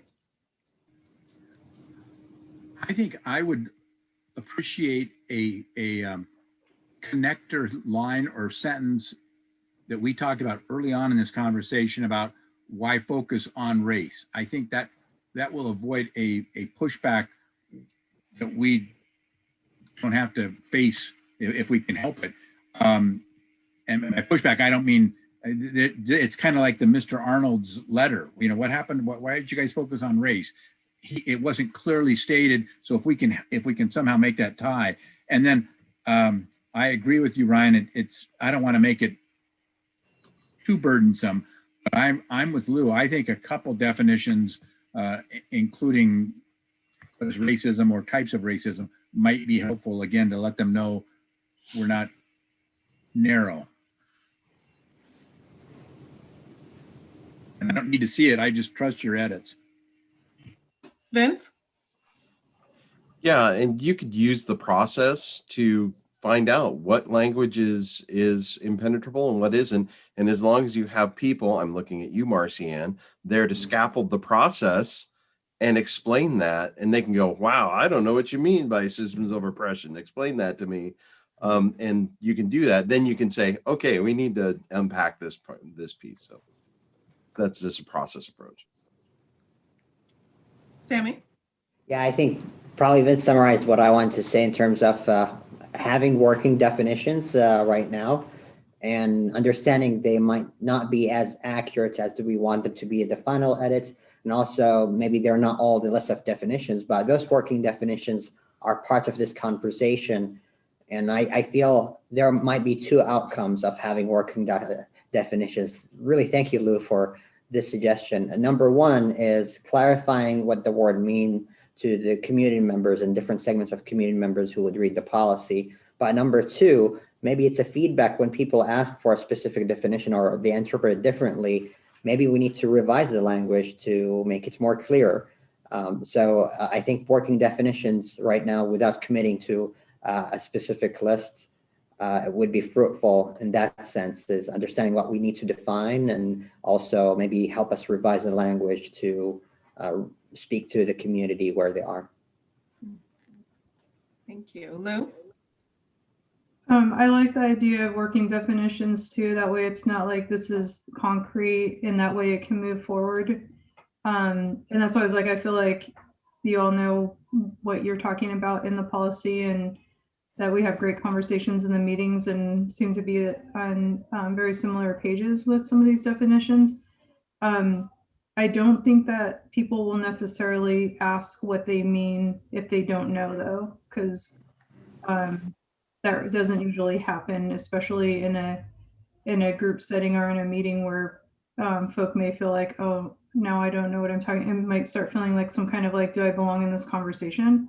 I don't know that the folk that don't know may always ask. I know some do, but not all. And I worry that we would leave some folk kind of feeling out of place in the conversation if we didn't have something.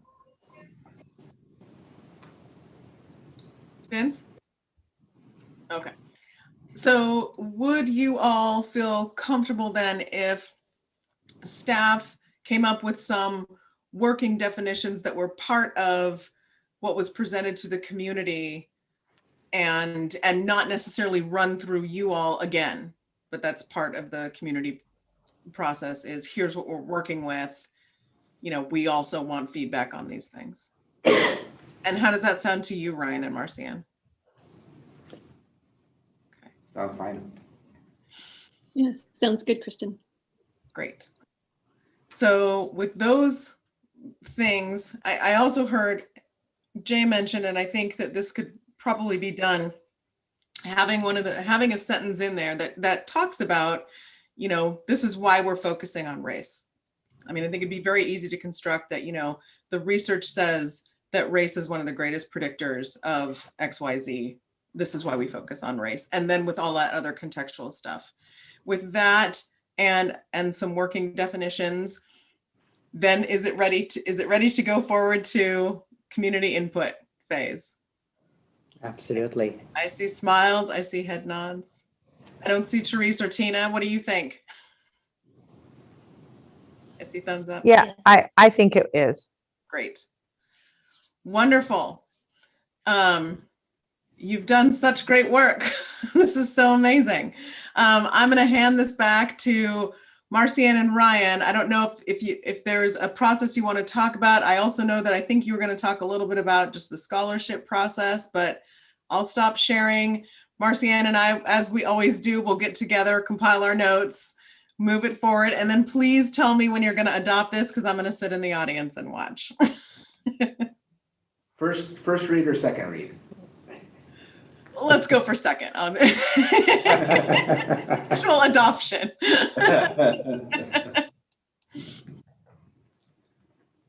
Great. So we are, yeah, this has been really a fruitful conversation, and it feels like we have made great progress. And I really feel like for staff, we have a sense of where to go from here. So thank you for that work. We will be working with some community groups and reviewing the language, and then we will bring it back to you a little bit later this school year.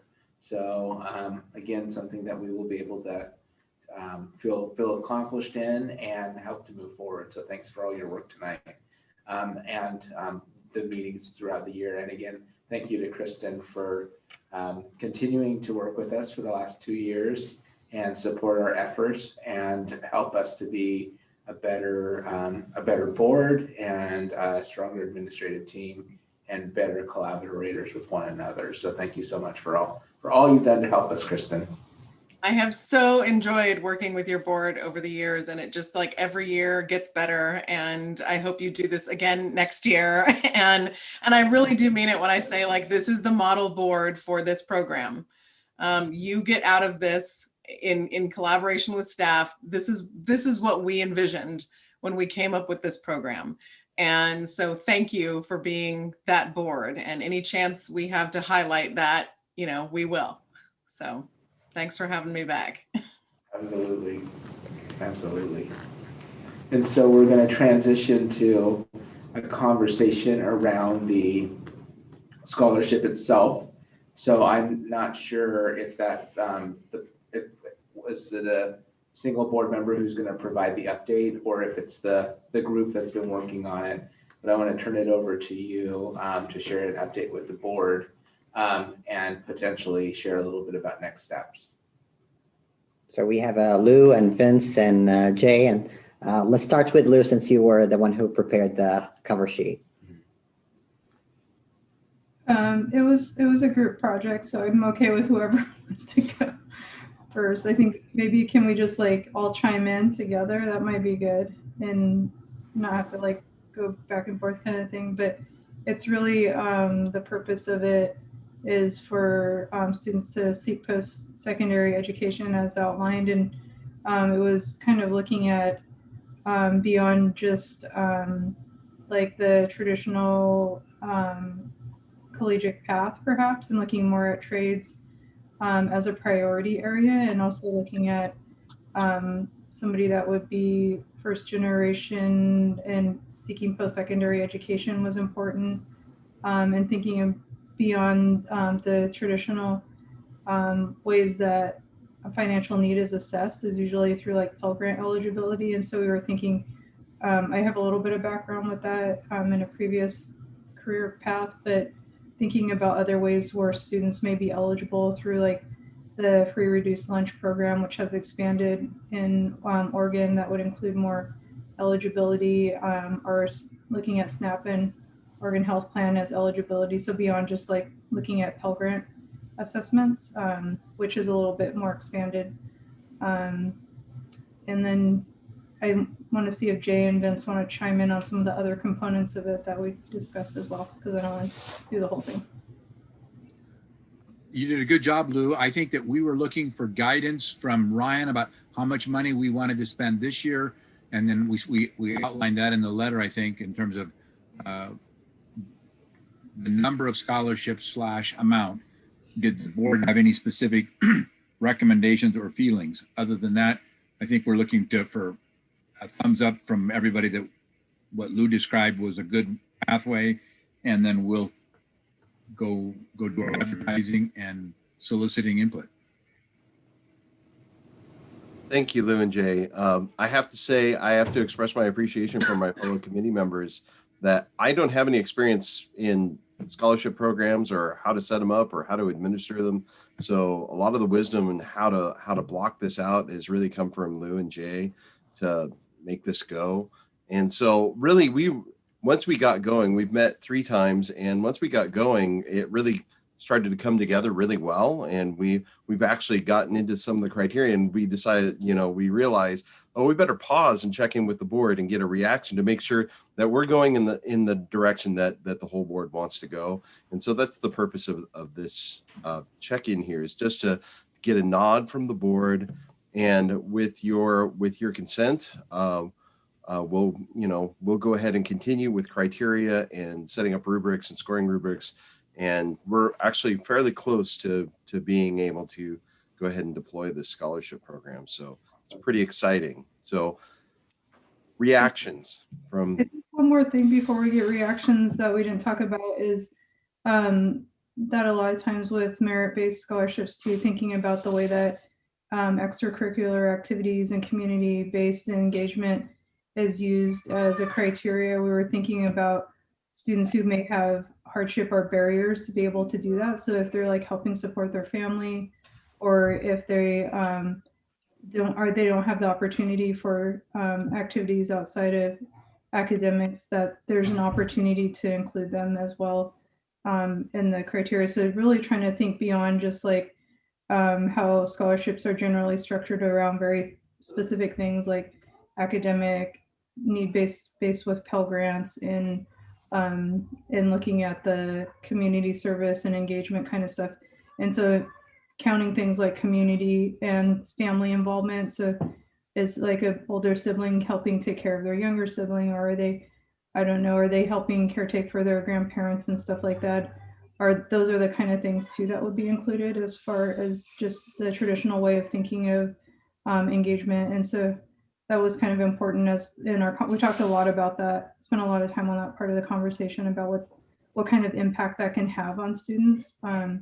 Yeah, and I also wanted to thank Ryan and the high school principals for helping like double check that we were using the current terminology for some of the language too. That way they would know what we're talking about. So yeah, okay. Wonderful. You have Tina raised her hand, their hands. Yes, Tina.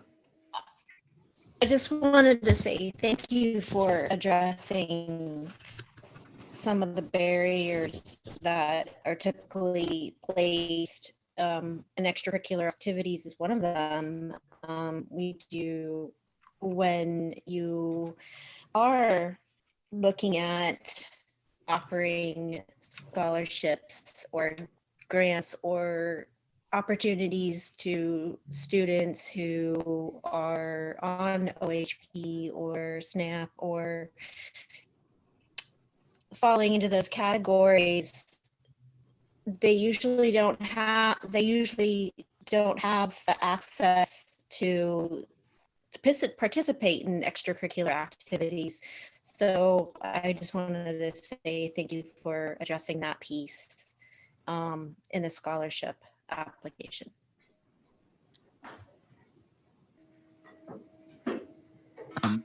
I think we also, Vince and Lou, we weren't clear whether the whole board wanted to do the, what did you call it? Evaluation scoring, or did we want to have members who were interested in serving on a committee do it, or our committee do it? So your guidance there in terms of mechanics of doing it, I don't know that we decided. I think what Yeah, I'm gonna step in here and encourage a subgroup rather than the full board to go through the process of evaluation. That's my 2 cents about it, and I'll put it back to the board. How do you feel about the same group continue on this work, or if someone wants to jump in into the process?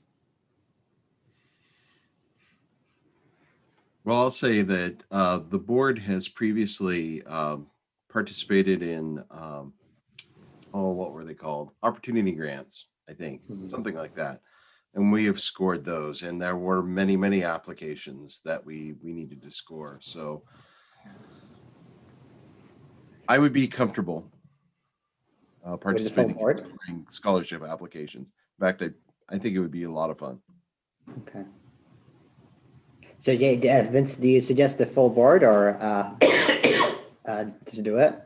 I don't know. The whole board did the work to get the money. So the whole board should probably, see who these kids are that are applying. Yeah, I like that. I think What do y'all think?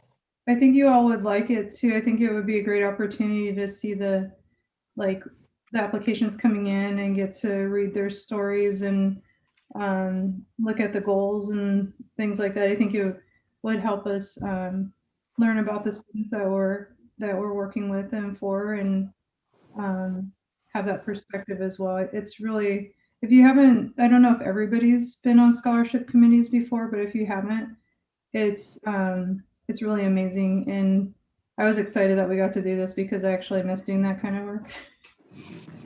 So with that, now I'm changing my mind, but I want to ask a question probably for Ryan and Marcian. Would there be any concerns about students' identity or privacy, or maybe deterrence for students from applying? Like in terms of students' applications, when we review them as a full board, is there a way for us to preserve that?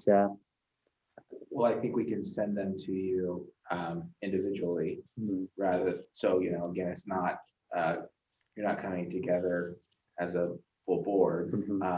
And we can obviously, strike the name. So you wouldn't have that information as you're reviewing them. So I think we have the ability to do that and let everybody provide it feedback. Awesome. Well, that sounds exciting. So full board? The full board on board? Yeah. Sounds good. Are there any concerns about the direction of the scholarship? Are we off the mark at all? Is there any recalibration we need to do? I have a question. Karen? Is the question that Jay brought up earlier was around the amount and how many scholarships that you would be providing. I can't remember if that was in the written document. I don't remember seeing it. But It wasn't, but the committee was pretty clear that they wanted the amount given out to have some impact. So my understanding is that we'll be dispersing last year's scholarship this year, and that's $5,000. So my understanding is that we were looking at 2 $1,000 scholarships and 1 $500. No, is that right? No, 5 $1,000 scholarships. okay. So Yeah, that's awesome. It's really great. So we reach a few kids and we're giving them some money, some pretty good money. Yeah. The scholarships go. Well, unless someone disagrees with me, Vince, with you, to your question, I read this proposal or plan for the scholarship and reflect on our plan for the policy, and I can say we're walking the walk. My answer would be we are matching the intent of the policy and how we're deciding on this policy. So really, thank you for the detailed attention. I can put some names and faces on a couple of the criteria that Lou mentioned of superior juniors and seniors who have had life challenges, and they did their civic duty of taking care of themselves, taking care of their family, and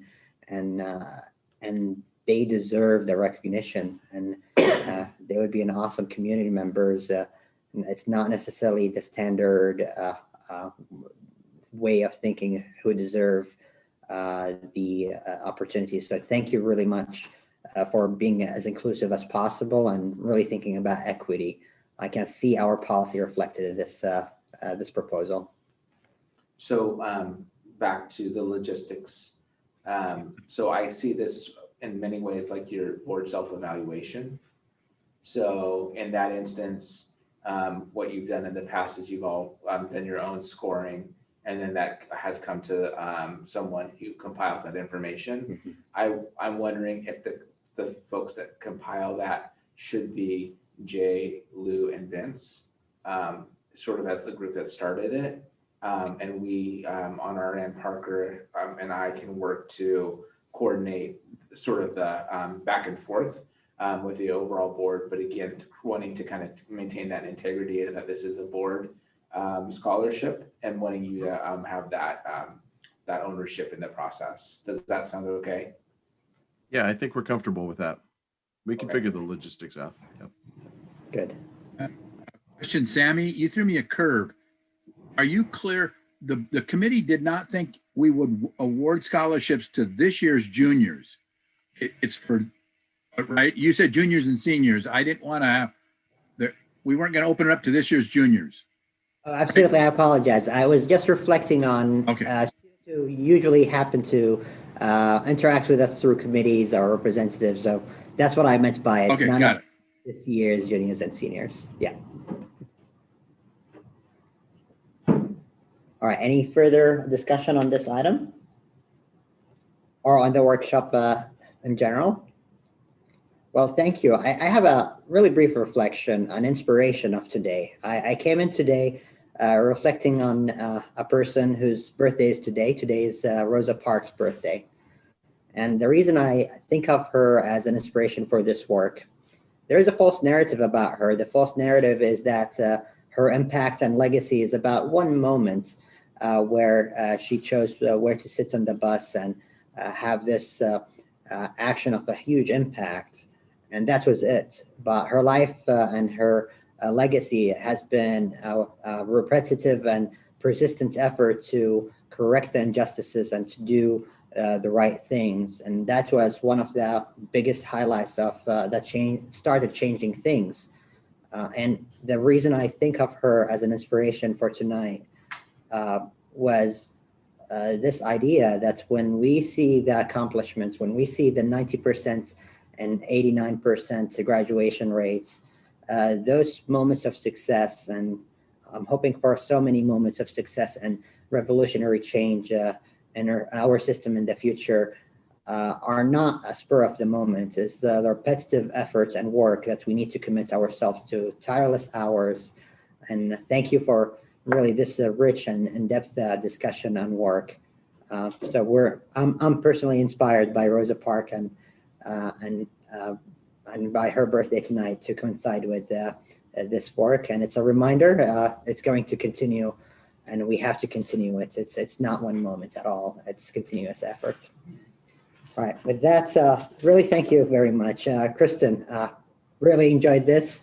And I think there is a question that we will have if we should apply for the scholarship, if the scholarship will open up for next year.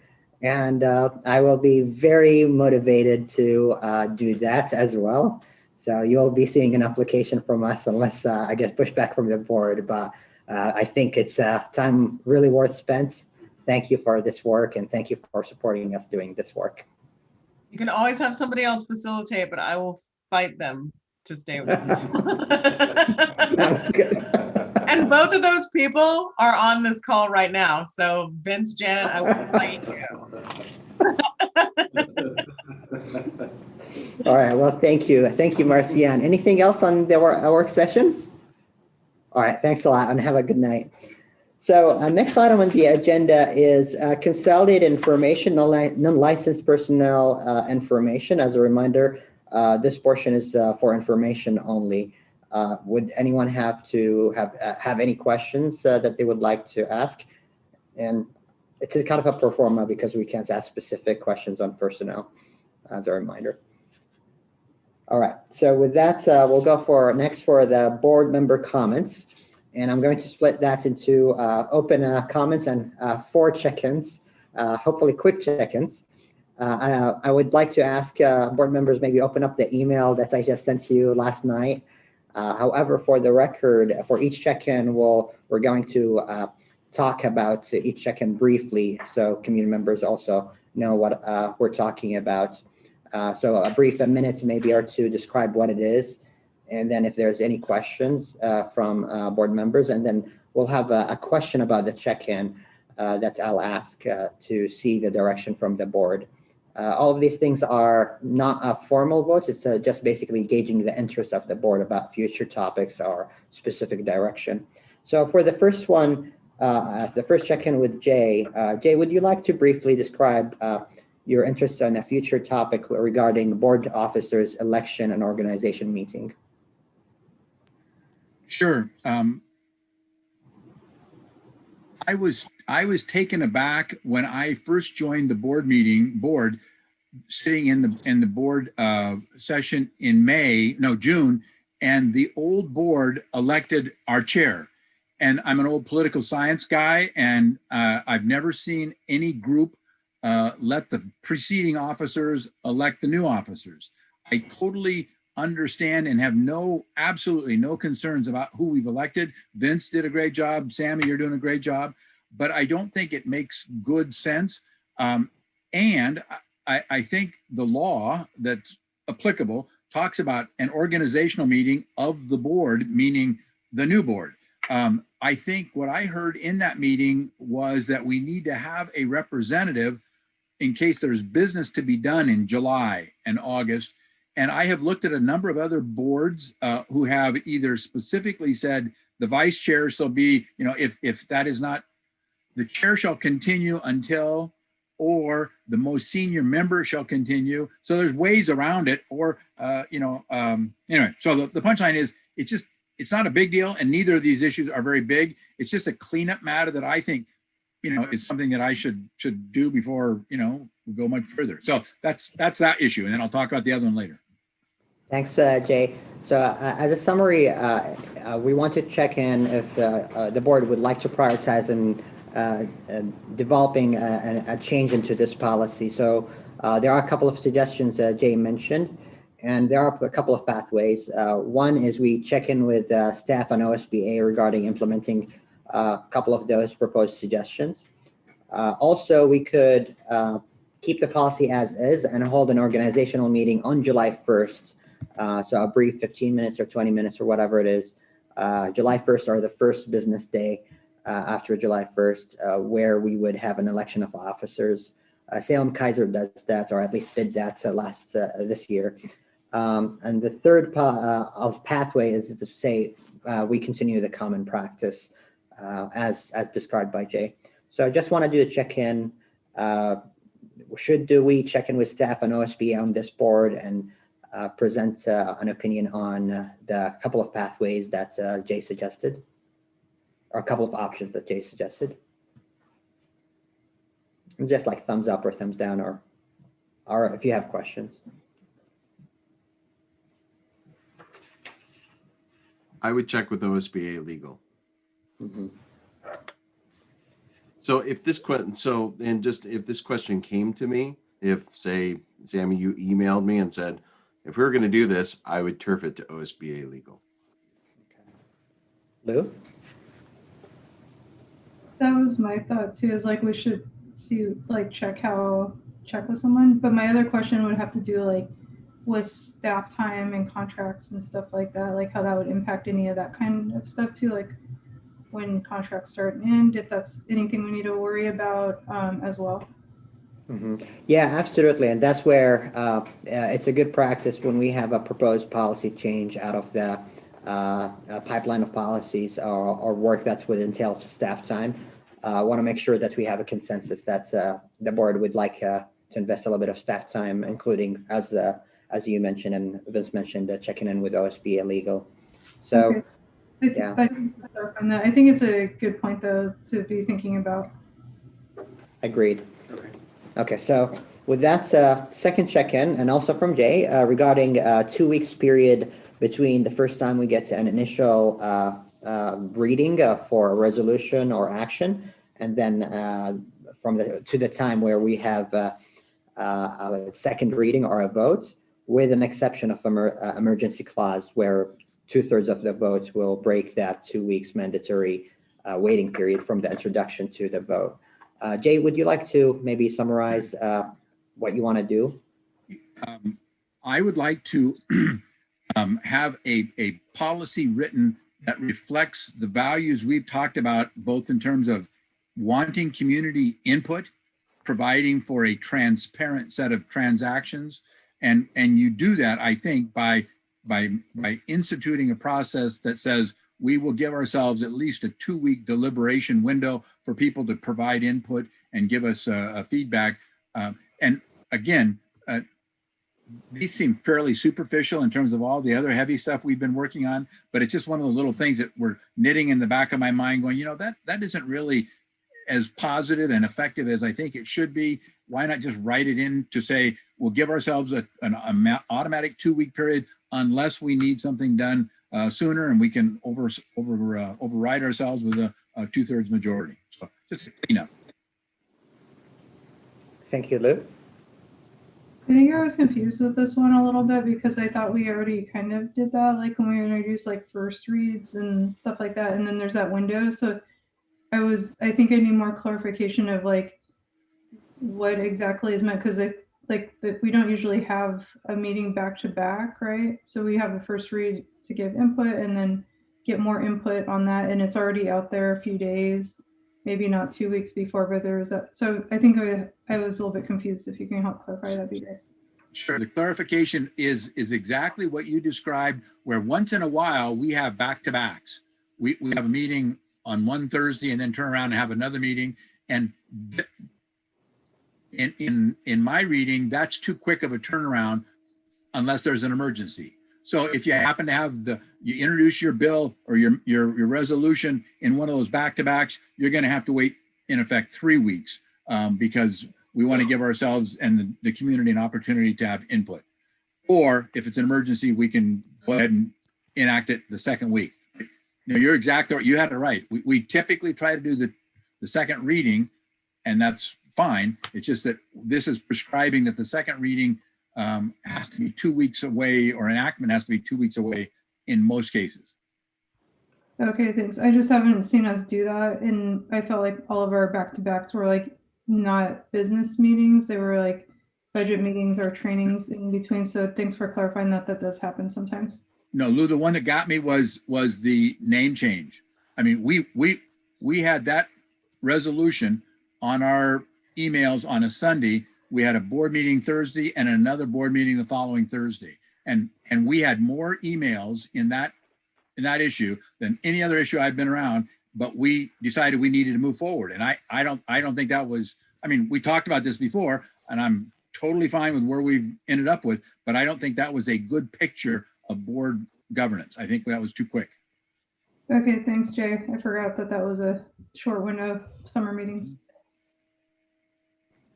All right, with that, the check-in is, would you like to have staff and or OSBA to provide an opinion or maybe a draft I don't want to call it legislative concept, but a policy concept for this. So check in. Are we okay? Would you like us to do that? And I see a thumbs up from Vince. I'll take the sounds from everybody else as a yes. So I have a question. Yes, What, Vince. what would constitute an emergency? I don't know, Ryan, it seems like we've had some finance issues or board action. I don't know. I'm not sure I know any. So I think the devil's in the details on that. I think that the exception is going to be important if we implement this. I don't want to hamstring the board in being responsive to the needs of district staff. So I think the term that is coming to my head is operational necessity. If we need to adopt a policy to accommodate operational necessity, then I think we need to be able to circumvent it if we were going to implement it. And that could be regulatory, it could be operational, it could be, but emergency is a strong term. Emergency to me indicates crisis. So would it be a board? Yeah, and I don't think that that's necessarily that, because we've talked about this previously, and I don't think that's exactly what you're intending. My response would be, could that be a board determination that there was operational necessity? Or are you going to just say, if there is operational necessity, we don't need the 2 weeks? I would like the board to have if there's a reason for a second reading, which I can't picture in my mind all the things that we have second readings for, then that board should also be able to decide what's an operational necessity that we should waive that 2 weeks. That's a right. So I want to be clear to really have a clarity on the intention and not have deliberation as much as possible on this topic unless we have it. But it seems that there is really important interest here to discuss this.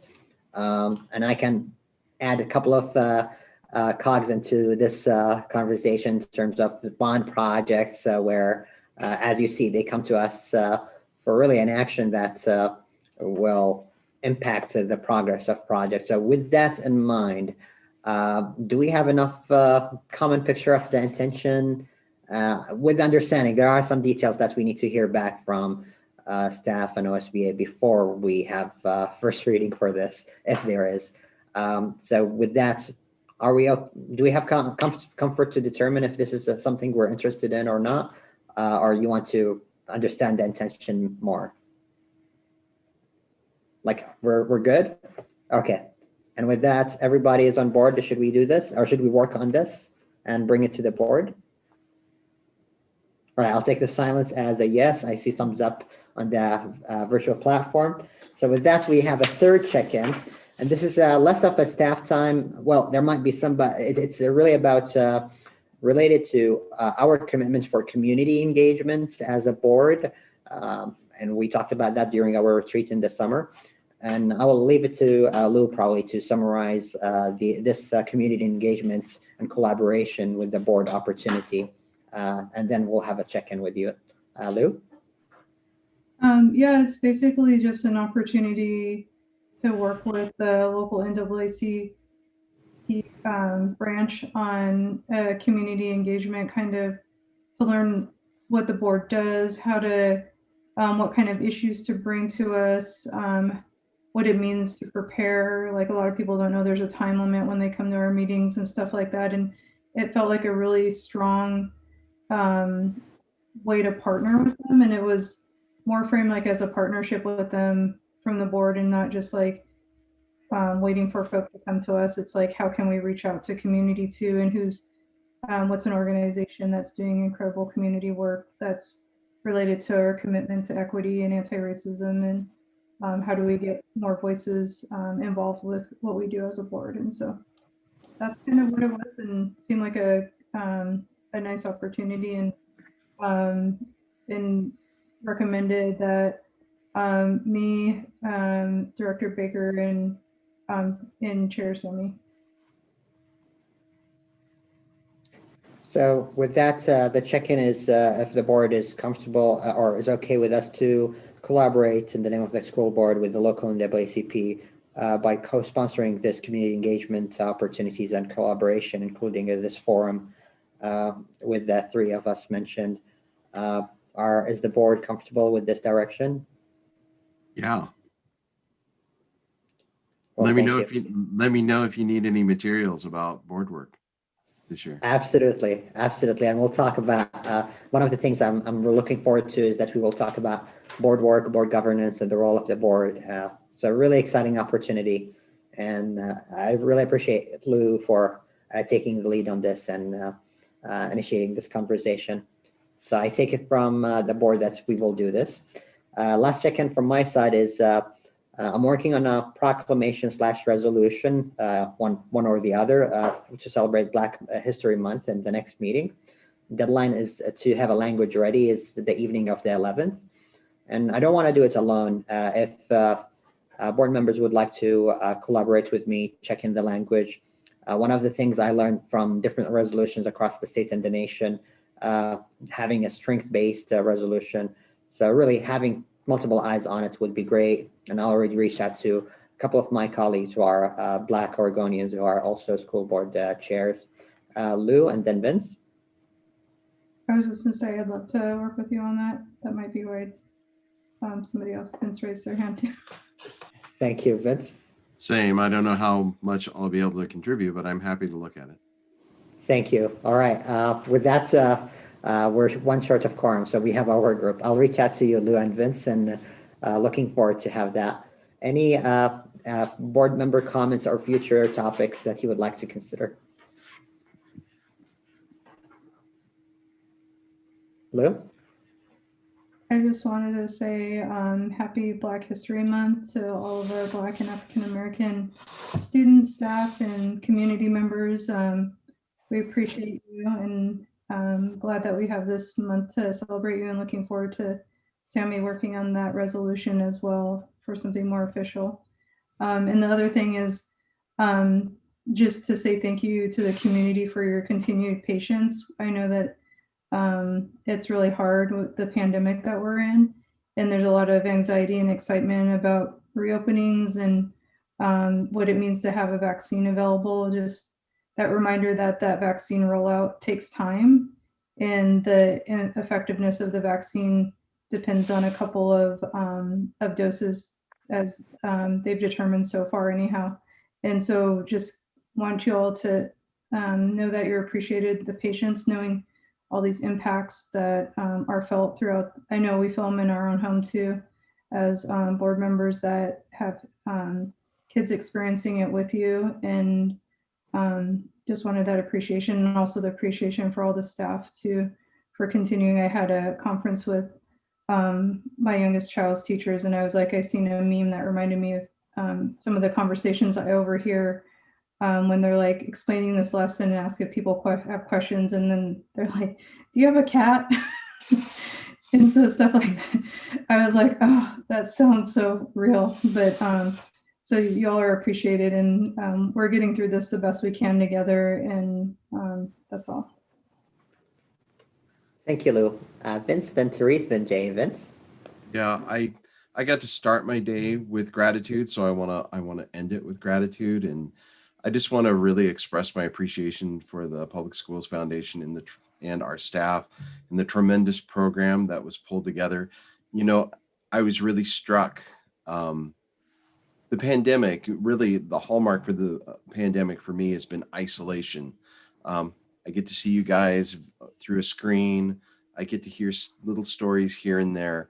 But this morning we got to see story after story after story of how children and families are being impacted by this pandemic, and how our staff are just working small miracles every day, from making sure that learning materials appear on a front step to filling tummies with warm food. I'm just deeply grateful for the work that the foundation and the district have done in partnership. I'm really grateful for our teachers who have worked so hard, and while it may not look like it, learning is happening. It really is, and we're having success. despite the pandemic. And so I'm also really grateful for this leadership team who has worked tirelessly to get us right where we need to be ready when conditions are right for us to reopen schools. We're going to be there, and we can take that opportunity. So I'm just deeply grateful that I get to live in Corvallis and I get to serve this school district and this community in this capacity. It's just been a tremendous day reflecting on these things. Thank you, Vince. Therese, and then Jay. Therese? Thanks, Sammy. I would love to hear a little bit about the outreach that our district is doing to our housing vulnerable students. I know we usually have a report on that, and I'm not sure if it's scheduled on an upcoming agenda, but I think about that group of students quite a lot. And in particular, right now, there's a whole entirely other added layer of challenge facing our housing vulnerable families. So I would love to hear what we are doing to reach those students and just, get an update on how they're doing. Also want to share an appreciation for the patients in our community. This is really hard. And we just are on the cusp of, choices that can tip us one way or the other. And so I hope that we can hang together for a little bit longer so we can tip the right direction. But all the moms and dads and aunts and uncles and grandparents and older siblings and who are chipping in to make this work. I'm tired. I'm sure that you're tired too. And my son put it very well the other day when he said, "Mom, I just think I need the opportunity to miss you. We're just together so much. And so I really never get to miss you." And I just said, "Oh man, I want to miss you too, buddy." So may we eventually soon be able to miss the people that we live with. Thank you, Therese. Ryan, you want to say something about that report? Yeah, that's the report is coming to you for the next board meeting. So the timing of your request is perfect, Therese, because it's on the agenda. Isn't it great when someone asks you for something and you already have it there? And so it's so easy to just give them what they wanted. Isn't that great? Thank you, Ryan. In this day, at this time, it is actually a really, really nice thing to be able to do. All right. Thank you, Therese. Jay? I just wanted to say thank you to the work done by the foundation and by those people who helped pull the good testimonials together. I was really touched by heartfelt concerns. I know Aaron McKee, and I think he was crying. I'm not sure because it was just a really powerful statement, along with the despair of empty halls. That was a very sad part for me too. Sad. I appreciate the gratitude that the board is expressing to the community for being patient. It is crazy how we want our kids in the building. I actually went to my old law background and said, is there a way we could assume the risk? There's that old, you buy a ticket to a baseball game, you assume the risk of getting hit by a baseball. Well, if we had everybody sign in and say, I assume the risk of my child will assume the risk of maybe being hurt. But that's just an old idea, and I'm glad teachers are getting their immunizations. Lastly, speaking of Black History Month, I was inspired. I happen to have a student of color who is a student teacher at Corvallis High, and he held, this is in obviously a digital classroom. He held 23 of them in unbelievably quiet but great participation, if that makes sense, when he was talking to them about Black history and the need for them, and most of them by far were white, to know of some injustice that they would see themselves working for. I don't remember ever a high school teacher asking me to think about an injustice that they would be willing to work for. And he did a great job, and he's got credibility to beat the band. And so at that point I was going, way to go. I'm glad our kids, at least in those two classes, got him. So nice inspiration. Thank you, Jay. Any other comments from board members? I want to reiterate the foundation is doing great work. Thankfully, we have a video recorded, so please watch their video. It's they're really powerful and impactful stories and testimonies. And please consider supporting the foundation. They're helping us do miracles one day at a time, as board members mentioned. So please consider supporting the foundation. They need your help, your support, and our kids are benefiting tremendously from this support. So thank you for community members who are contributing and supporting the foundation. And also thank you for the partnerships in the community. Immunization is happening for our educators, from our teachers, bus drivers, and everybody, which will get us closer to safety, closer to resuming operation, maybe 1 day a week, maybe 2 days a week, hopefully one day, 5 days a week. It's not anytime soon, but we're getting there closer and closer. It's going to take some steady steps. Some of them will be small steps, but we gotta commit to getting out of this pandemic sound and safe, for the safety of our children, our elderly, and everybody in between. And with that, I want to thank you all. Thank you, Ryan, and thank you, Melissa, and your team. I really appreciate this session, and I learned a lot today from you all and from my colleagues. Anything else for the good of the order? Seeing none, we are adjourned. Have a good night.